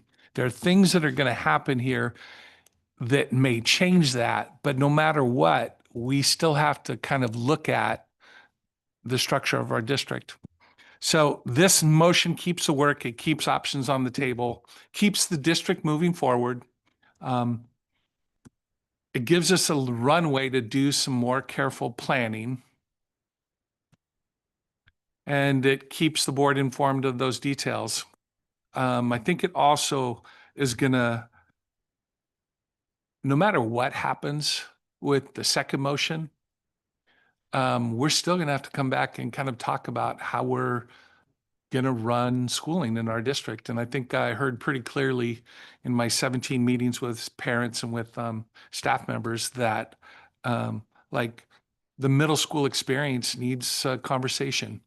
I think there's also we're going to have to, enrollment losses. We're expecting to lose enrollment for the next couple of years. Well, we're going to lose it out of the high school. That's where the big classes are. The actual elementaries, I don't think we'll lose as much there. Middle school and high school. So we're going to have to talk about class sizes at the middle and high school. Now, the good news is there's lots of kids in those grades. So our ability to adjust the class sizes there is much greater. So that will be a much more solvable issue than the current one that we have in the elementary school. So I'm asking you tonight to approve the motion as written, receive the committee's recommendations, direct continued planning for a possible fall 2027 implementation with full details to be brought back to you later. And I can take questions on that. So to clarify, I think you've said this before, and just to make sure everybody that's listening and watch this video again. Regardless of the levy, if in the next motion in that vote, and if that even gets to the voters and passes, regardless of that, we are still going to have an impact this year between going from the end of this year to the next year. There's still going to be layoffs. We have a $4.5 million target. And so we will have to look at our class sizes. So we will have to lay off folks. I think the estimate right now is around 25 licensed positions and about 10 other staff positions. Now, those are targets. We're actually doing the actual math right now. So in the next couple of weeks, we'll have some more accurate numbers for you. But yes, without additional revenue, we will have to have fewer staff members. Okay, thank you.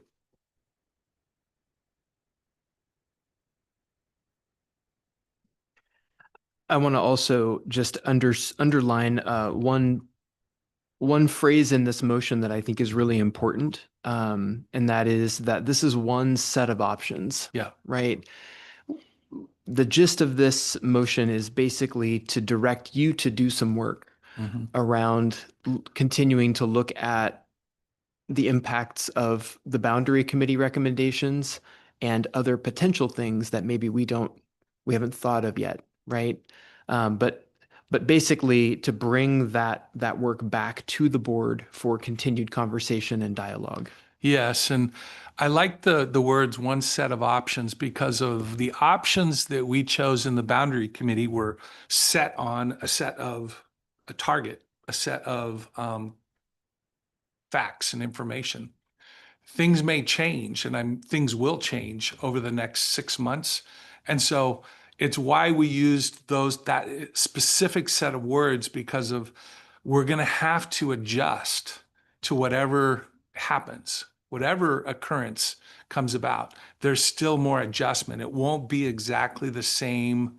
I think there's some ideas there that are still good, but there's also some ideas there that I think, even having been 6 weeks since that last meeting, I think need work.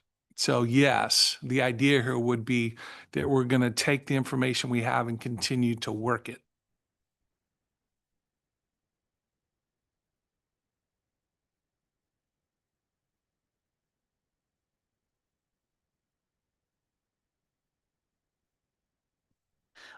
In retrospect, was there a benefit to having the boundary committee? Yeah, again, I think this is really complex work, and bringing everybody together. I just want to say that as we moved through it, there was lots of learning going on, and some of the solutions that we have, even the road tour, the 17 meetings, we got so much information from it and learning that, yeah, absolutely.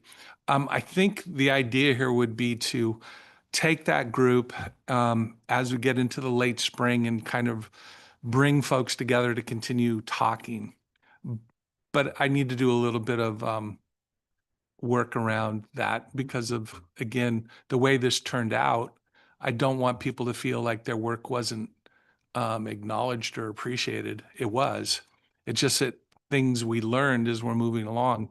And for us, feeling that there's just no way we can do that restructure right now well. So, but we needed to do that work. There was a lot of things that we figured out from that work around our system. And still more things we're going to have to figure out because not all of it works.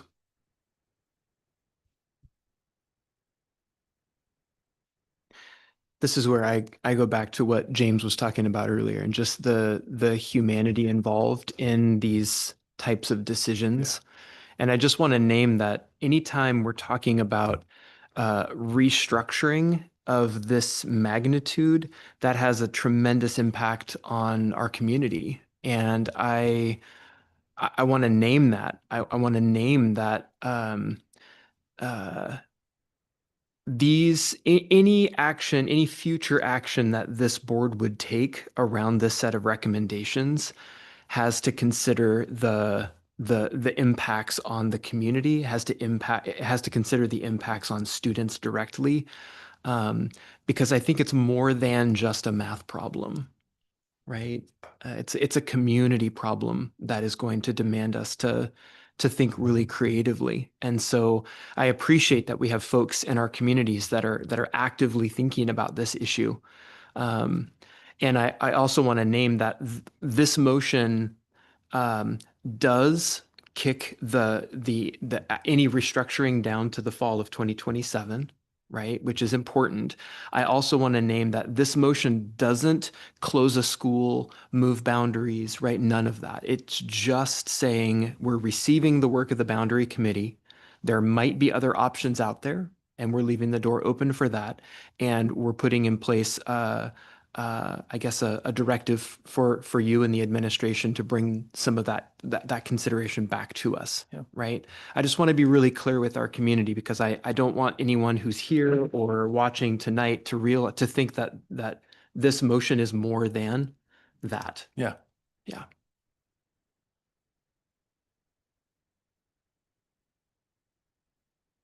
What is, how much, I mean, you're talking about because we don't have enough time. So what is, you think, the appropriate amount of time for restructuring? If that Again, decision had to be made? I think if we're talking late spring through next year to get organized, I think that's an appropriate. I mean, I think had we done the boundary committee last spring instead of in the fall, we could probably hit that timeline. I would also want to be able to be through that process, basically this time next year, know exactly what we're doing. Because we've got families that are looking to enroll their students, that are looking to enroll their kindergartners. And we need to be able to tell them next spring what kindergarten they're going to be enrolling their kiddo at.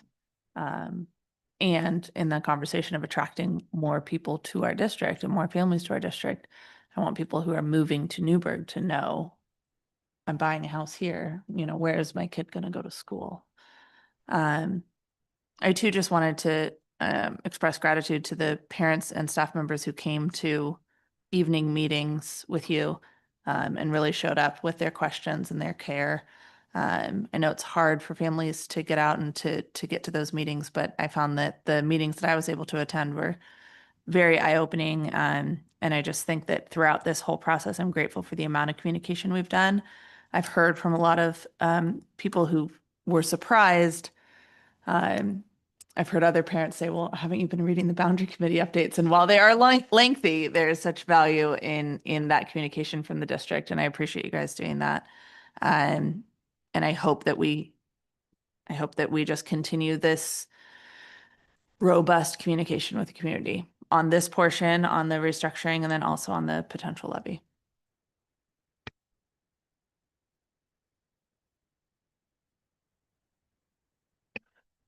I move that the Newberg Dundee Public Schools Board of Directors receive the Boundary Committee's recommendation as one set of options for a potential restructure and direct the superintendent to continue planning for a district-wide reconfiguration beginning in fall of 2027. The superintendent will present the board on any details for consideration, including any corresponding school boundary reassignment, staffing plans, transportation impacts, and budget implications. Second. Any further questions? Okay, I'll call for the vote. All in favor, say aye. Aye. Motion carries unanimously. The second motion is a revenue recommendation. Again, the boundary committee, in getting towards the end of its deliberation and finding no solutions that didn't completely change the notion of neighborhood schools and kind of the stewardship of our education system here, began to investigate the levy. So I'm asking you to approve tonight Resolution 2026-11 to place a 5-year local option levy on the May 19th, 2026 ballot at a rate of $1.20 per thousand assessed value, beginning in 26-27, 2026-27, and expiring after 5 years. We're bringing this forward because without additional revenue, the district's facing reductions in the range of $4.5 million. I mean, to get us to the 7%, I think the target that we identified was over $7 million to get to that target. So that range there of 4.5 million, this is equivalent to eliminating 35 positions in the district, kind of 25 licensed and then 10 other staff members. So it's a big deal. The levy's designed to protect the classroom, preserve core priorities. The ballot language is clear about what's at stake and what the funds are for: preserving neighborhood schools, teaching positions, reasonable class sizes, a full academic school year, and rebuilding sufficient reserves to manage future funding gaps. Between 2024 and now, we've cut 76.75 FTE from the district. It's 15% of the administration, 15% of the teaching staff, and 12% of the support staff. We've done 13 furlough days between last year and this year. We've eliminated district subs. We've utilized new contracts for subs. We've taken away building discretionary funds and a whole sort of other types of things to work on and get back into a place where we're building a new fund balance. This year, we're continuing to make cuts. We're not refilling positions that we don't need to. We've already done 3 of those that I know of. We're blending. I mean, in September, we pushed in some FTE, but since then we've been blending instead of pushing in FTE. So we're continuing to work at this, and we're going to have to continue no matter what. Like whether the levy becomes a thing or not, we're still going to have to do this. The resolution and ballot language also contains straightforward accountability. Levy funds will be put in a separate account for transparency. We'll utilize a Citizens Budget Committee and the board for oversight to know exactly how we're spending the money. The expenditures will be audited with our third-party auditor, just like we do our other things. The language is explicit that we're going to spend this on teachers and then rebuilding financial stability. No administration, no maintenance, no anything else. I mean, this is really about maintaining Newberg schools, our core priorities. If the levy doesn't pass, the ballot summary lists the kinds of reductions we may be forced to consider. I mean, in the budget process, we'll budget like it doesn't pass, because that's what we need to do, is be prepared for that. It'll eventually mean we're going to have to close some neighborhood schools. We'll reduce teaching positions, non-teaching positions. Your vote tonight is to put this on the ballot. Your vote tonight isn't to levy. Your vote tonight is to put this out to our community so our community can make choices about what they want. And so that's what I'm asking you to do tonight, is approve resolution number 2026-11 in the ballot language as presented to authorize the filing steps needed to meet the election's deadlines. And with that, I can take questions. I don't think I have any questions. I'm going to make more of a statement. And I'm sure everybody's like, oh no, what's Jeremy going to say? Ultimately, I'm going to vote yes. But I want to make sure it's clear, especially for the critics out there. We were failed by the last board. We were failed by the people that voted for the last board. We're being failed by the government state legislators now. Yes, they did a great job trying to boost some of the money for us this year, this biennium. The fact that they're not putting more money to school funding, and they all know the impact. It's just on our district. It's all the districts, right? It's Portland, Salem, Kaiser, it's Beaverton. All those districts are being impacted, right? Some have luckily already passed levies. And so this is a huge issue, just not addressed, not just for our school district, but all school districts. Ultimately, I don't want to be on this board for another 4 years after this, because I still got a year and a half. I can run for again. And I don't want to have to deal with this again. So I want to pass this, but I also do want to make sure that we are moving towards the right direction, where this is a one-time thing. This is not going to be a recurring Band-Aid, right? We have to solve the problem. Yes. So I don't know. I just wanted to make sure that it's like, I don't know. We want to get out of this. We're unfortunately the ones having to deal with this, but this is not our fault. Mhm. So. I also want to kind of jump on the same thing. Remember, it's almost been 3 years now since we got the terrible community shocking news of what happened and what was happening, and we're still feeling and rebuilding from that. And those meetings where we were dealing with the outrage and the, again, shock from the community, then voting when we had to vote to cut all those positions and how hard that was. And I mean, we had news cameras in here. It was absolutely just, it was a lot. And the way I see this is our chance as a community to, in one fell swoop, essentially undo and hit the reset button to get there, so we don't have to cut jobs again, so we don't have to see all this work that we've been doing, and as a community that has been done to bring these graduation rates up, and the great work our students have been doing. I don't want to see us go backwards again, like happened almost 3 years ago. So that's why I'll be voting yes on that tonight, and I'm hoping the community will join that in voting yes in May on this.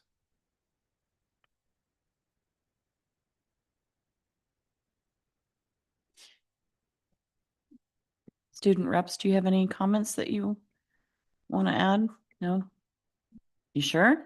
Nice hot button. I'm just going to join in a sort of a comment, is that, yeah, this has been a really challenging journey for the last 3 years, and the students have been impacted and families have been impacted. The teaching community has been impacted. And when I say teaching community, I mean everybody in the building who puts like all their time and talent into making our kids' educational experience robust.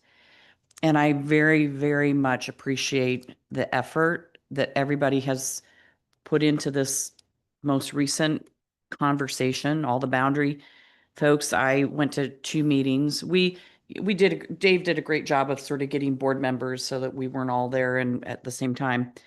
And I just was impressed with the seriousness in which people came to the table to listen, to have dialogue, and really respectful dialogue around very difficult decisions. And I've spoken to some community members, we've received some emails, and there's so much emotion tied to the decisions that we're making. But I feel that while we are faced with yet another very difficult decision here, is that we are an incredible, and I'm just going to pat ourselves on the back. We've done some really good work as a board. I really want to thank everybody for bringing your time and your talent and the creativity and the thoughts and the care and compassion about our community and how these decisions all impact everybody. So I just would like to thank you guys, but I'd like to thank Dave for your leadership. We couldn't have done this in the spring. We couldn't have done the boundary conversation in the spring. I think that you're doing a great job of trying to stabilize this district. But most importantly, I really appreciate all of the parents that have stepped up and expressed concerns, but also support that we're going to do what it takes to help make the school district strong. So I just would like to put a thank you out there. Yeah. I wanted to, so many of these thoughts I agree with, and I echo all the gratitude and know how much work has gone into getting us to this point, and I also know how much work we have ahead of us. And I look forward to doing that work because our role as board members is to listen to our community. And we will be out there listening to our community and having these conversations. And while this levy may feel to some like it's coming on quickly, we have a short timeline between now and May. This is a conversation that is taking place throughout the state right now. We've said it multiple times tonight. We are not the only district dealing with these issues. And this is the route that we have found that we think best meets the needs. In my experience in this town, we care very deeply about education in Newberg and Dundee, and that obviously brings out the strongest opinions from people. But I certainly hope that by putting this on the ballot, it gives the community an opportunity to voice their opinion via their ballot. And my hope is that our community will voice their support for schools so that we can continue to do the amazing work that we're doing, that our educators are doing, so that we can continue to keep our neighborhood schools open and continue to just put our students first.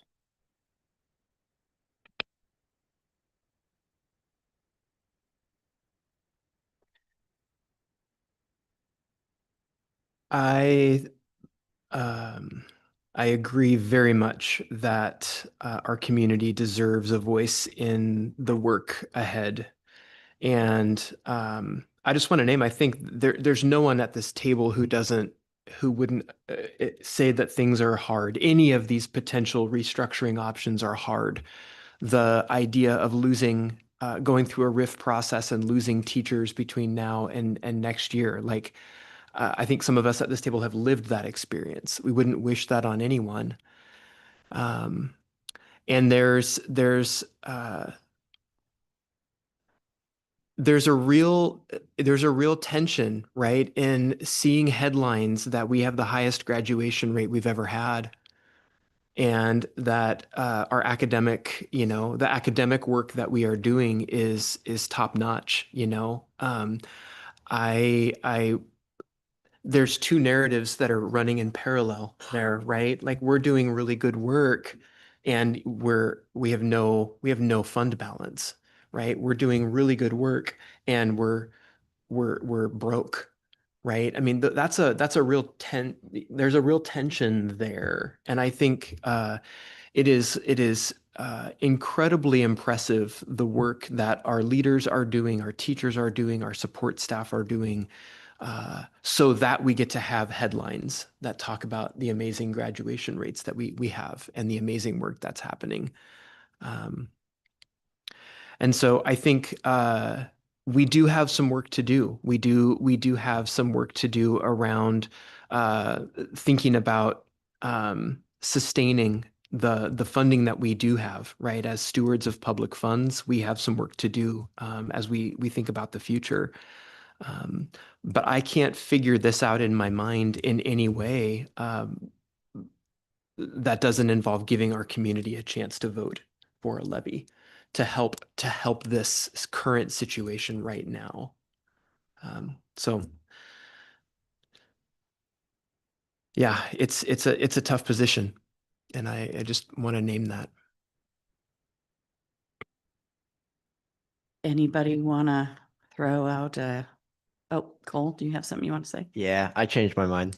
I kind of wanted to thank you all as a board for all the work that you've done. I've been thinking a lot about how big of a decision a reconstruction is. I think back to third grade. I was living in Salem, and my class was restructured, and it wasn't a big thing. I don't think it was district wide, but I remember some of my friends getting pushed to in a class. And looking back, it was silly, but as a third grader, that was pretty traumatizing. So I wanted to thank you all. I can really tell that you've put a lot of effort, a lot of thought into this that you're not taking lightly. I know that logistically, it would probably be pretty easy to just, forget about the students, to look at it in numbers, to look at it in, lines on a map. But I can tell that you've put a lot of thought into how the students are going to feel and experience this and how the families are. So on behalf of the students, I want to thank you for that. I'll make a motion. I move that the Newberg Dundee Public Schools Board of Directors approve resolution number 2026-11 authorizing the Newberg School District to place a local option levy on the May 2026 election ballot. Second. Any further questions? Yeah, one slight one. Just, I know we were bouncing around with the title name. So the title is now Newberg School District number 29J. Is our title? So I thought at one point it's supposed to be Newberg Teachers or something. No, this resolution number 2026-11 will refer to it as the Newberg Schools Levy. But this resolution and then the after the resolution is the ballot title. You can kind of see the caption, 5-year levy to preserve Newberg schools, teachers, and class sizes. The Newberg School District 29, number 29J is our legal name. So that's why it's at the top. Right. I just was under ballot title. I thought the ballot title was like Newberg Teachers or something. I thought there was several names that were being thrown around. I see what you're saying. No, this is the actual ones that our lawyer has looked at and approved. So that ballot title, Newberg School District number 29J, Yamhill County, and then the caption is Right. Okay. Yep. Okay, thank you. But no, you're right. I mean, we were trying to figure out what the right thing to do there was. So, Sure. but Okay. this is what the lawyers have looked at. Okay, thank you. Will we see the final like ballot submission prior to submission date? Yeah. This is pretty much it. But yeah, well, we can share the forms with you. There's a maybe on the form. Friday Yeah, update. the Yep. county form. Okay, any further discussion? I'll call for the vote. All in favor, say aye. Aye. Motion carries unanimously. Thank you very much.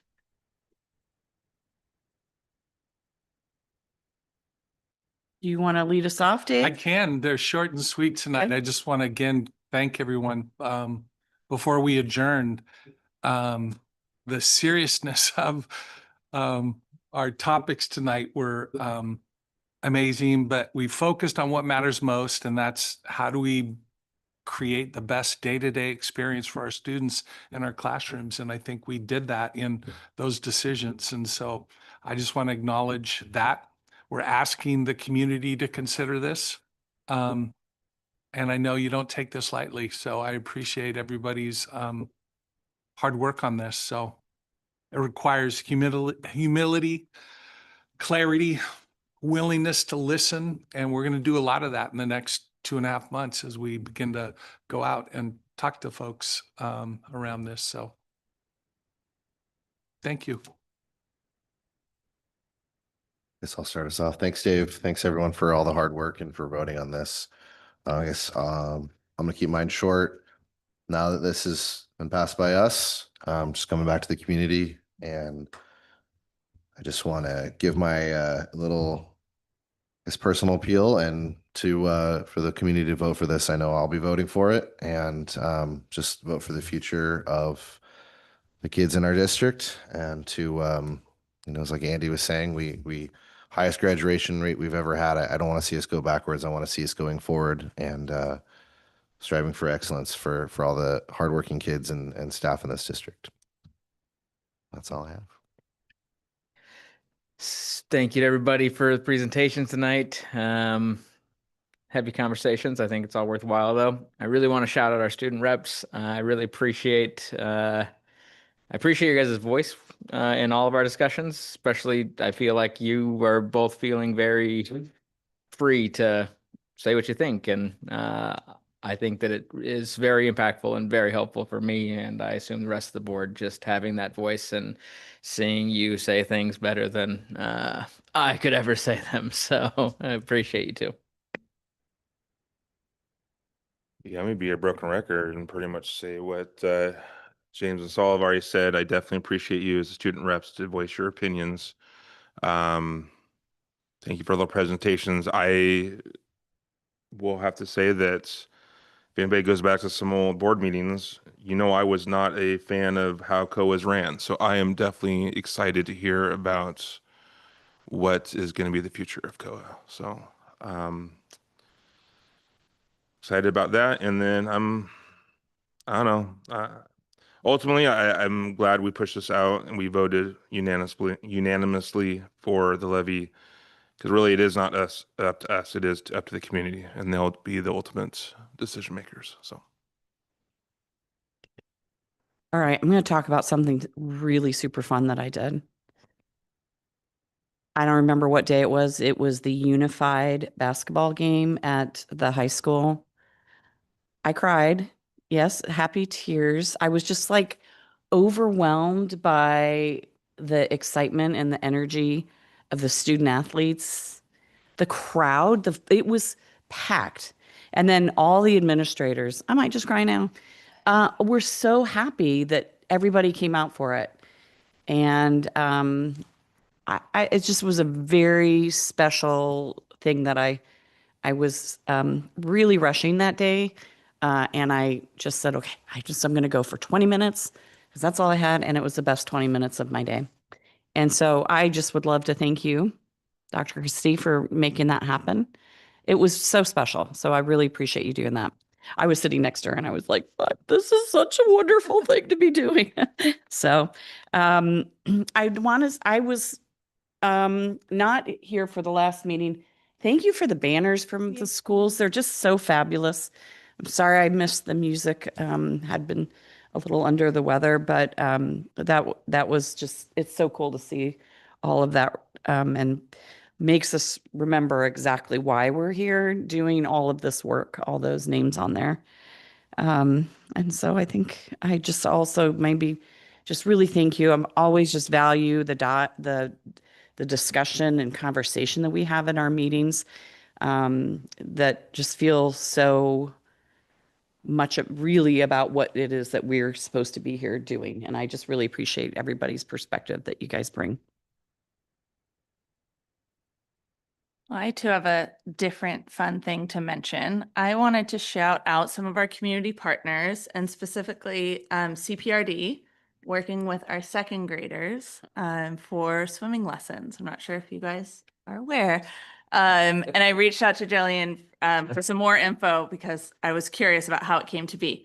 But we have a course at the high school that teaches aquatics swim instructor training. So our high school students taking that class in partnership with CPRD. And then it sounds like there was a great meeting of the minds of the high school admin and the elementary admin and Jillian and Dave and everybody coming together to say, can we do this? And then a generous grant from the Newberg Community Foundation. And so our second graders are being bused to CPRD, to the Aquatic Center, 6 times per second grader, which is really awesome. And they get to enjoy swimming lessons. And for a lot of these kiddos, it is their very first time having a swimming lesson and their very first exposure to that. My mom is a substitute in the district, and she got to sub today for one of the classes from Edwards Elementary that went. Nana was there. So she gave me the whole lowdown today after school, just how joyful it was. The way that the students who have swimming experience are supporting the students who have never been in a public pool before. And then her very favorite part was walking in, and one of her previous students from when she worked in our district and taught full time was one of the high school instructors, and just kind of popped out of the water and said, no way. So just a really beautiful, I think it's such a perfect example of how our community partners can come together to support our students, to offer them something that they may not have in their lives. And just sounds like it's just been an absolute joy-filled experience for our students. So thank you so much to everybody, the many people who played a part in that. And then the other shout out I wanted to give was for everybody participating in spring conferences. It is such an important time to connect with families and to catch those kiddos that may be experiencing some of that winter dip before we kind of move towards the spring. I noticed that I'm receiving as a parent a lot of communication this week from my kids' teachers. So thank you to the teachers and admin who are directing that communication. I also noticed that Mountain View Middle School at least is offering like 3 different modes of communication with parents. They've got a lot of written communication happening this week. They have in-person and they have virtual. I know it's a crazy time of year, but I really appreciate the amount of work going into meeting our families where they're at, and getting that communication to support our students. And then, of course, gratitude forever and always to everybody working on this really difficult time for our district. But I am a person who maintains hope beyond hope, even when it's really hard. And that is how I will be approaching the next, however many, 2.5 months before Election Day.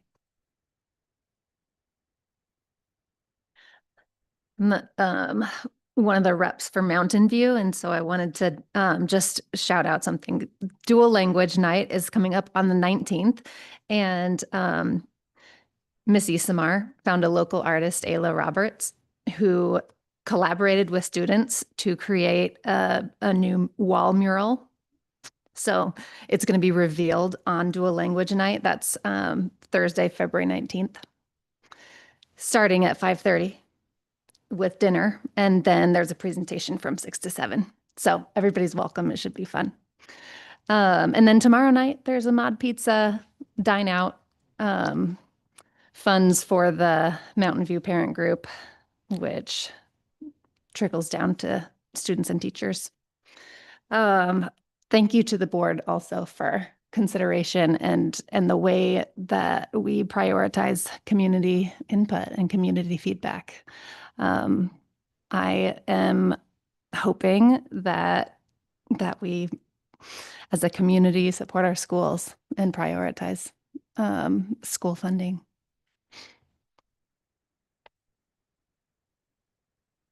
I want to start by shouting out a Newberg educator who is going to be honored tomorrow night at the Chambers Gala.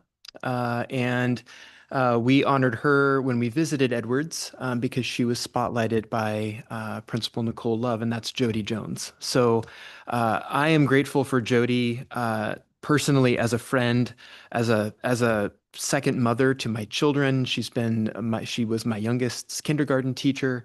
I can't think of in a district of so many amazing educators, I can't think of someone more deserving of a recognition like this than Jody. So I will be at the gala tomorrow night to honor Jody and support her and so many others that are being honored. But what a special treat to have Jody in our district and in our community. She does so much more than just teach. And then I just want to say, I've been really restless this week, and it's not just because my team wasn't in the Super Bowl. I mean, it's been really challenging to think about, how to move forward. I am so empathetic to families that are thinking about, adding one more expense to their monthly, or their yearly expenditures with the possibility of a levy. And I am grateful, Dave, that you shared tonight some of the things that we're doing now to cut some costs and not refilling open positions, being, reducing discretionary budgets. I think, many people will approach this like we do our household budget, right? And when you're in a time of, less income, trying to make ends meet, you're going to have to make some difficult decisions. And so I'm committed to doing that work with you all, the work that is necessary regardless of a levy or not. And I at the end of the day, really do believe that it is right to give our community a chance to weigh in on this. And so that's why I cast my vote as yes tonight. And Will do my best to get information in front of folks, make sure they can make an informed decision. And ultimately, I think all of us want to see our headlines continue, right? Many of us, all of us, all of us have chosen to raise our kids here and put our kids through Newberg Dundee schools. And there's a reason for that.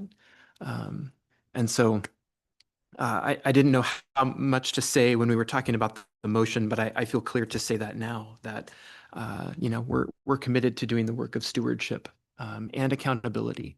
So thanks, everybody. Again, I wanted to give a big thanks to the board for how much work's being put into these decisions. Before I was on the board, I never knew how much work went into making these decisions, but now that I'm here, it's just so cool to see all the brainstorming and everything that goes into every little detail with students in the center of all of it. It's just really cool to see how much love is being put in by everyone here towards the students to just put them and prioritize them as the main goal for the district.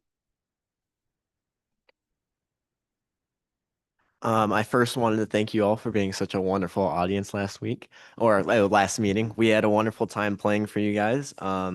We always enjoy performing. That group is for hire. So, the goal of putting it together was to give some student musicians an opportunity to kind of experience what it's like to be a professional musician. So feel free to reach out. I wanted to thank you, Nathan, for your presentation about the PERS. A lot of it went right over my head. But it was cool to see kind of the layers that there is in life. A lot of those words where I was like, I don't know what that is, but it sounds complicated. So I want to thank you for opening my eyes a little bit tonight. I wanted to thank you again for all the work you're putting in, all the effort and the thought that you put into your role on this board. And I'm super excited to be a part of it. It's been super fun. Well, on that note, thank you, everyone, and we are adjourned.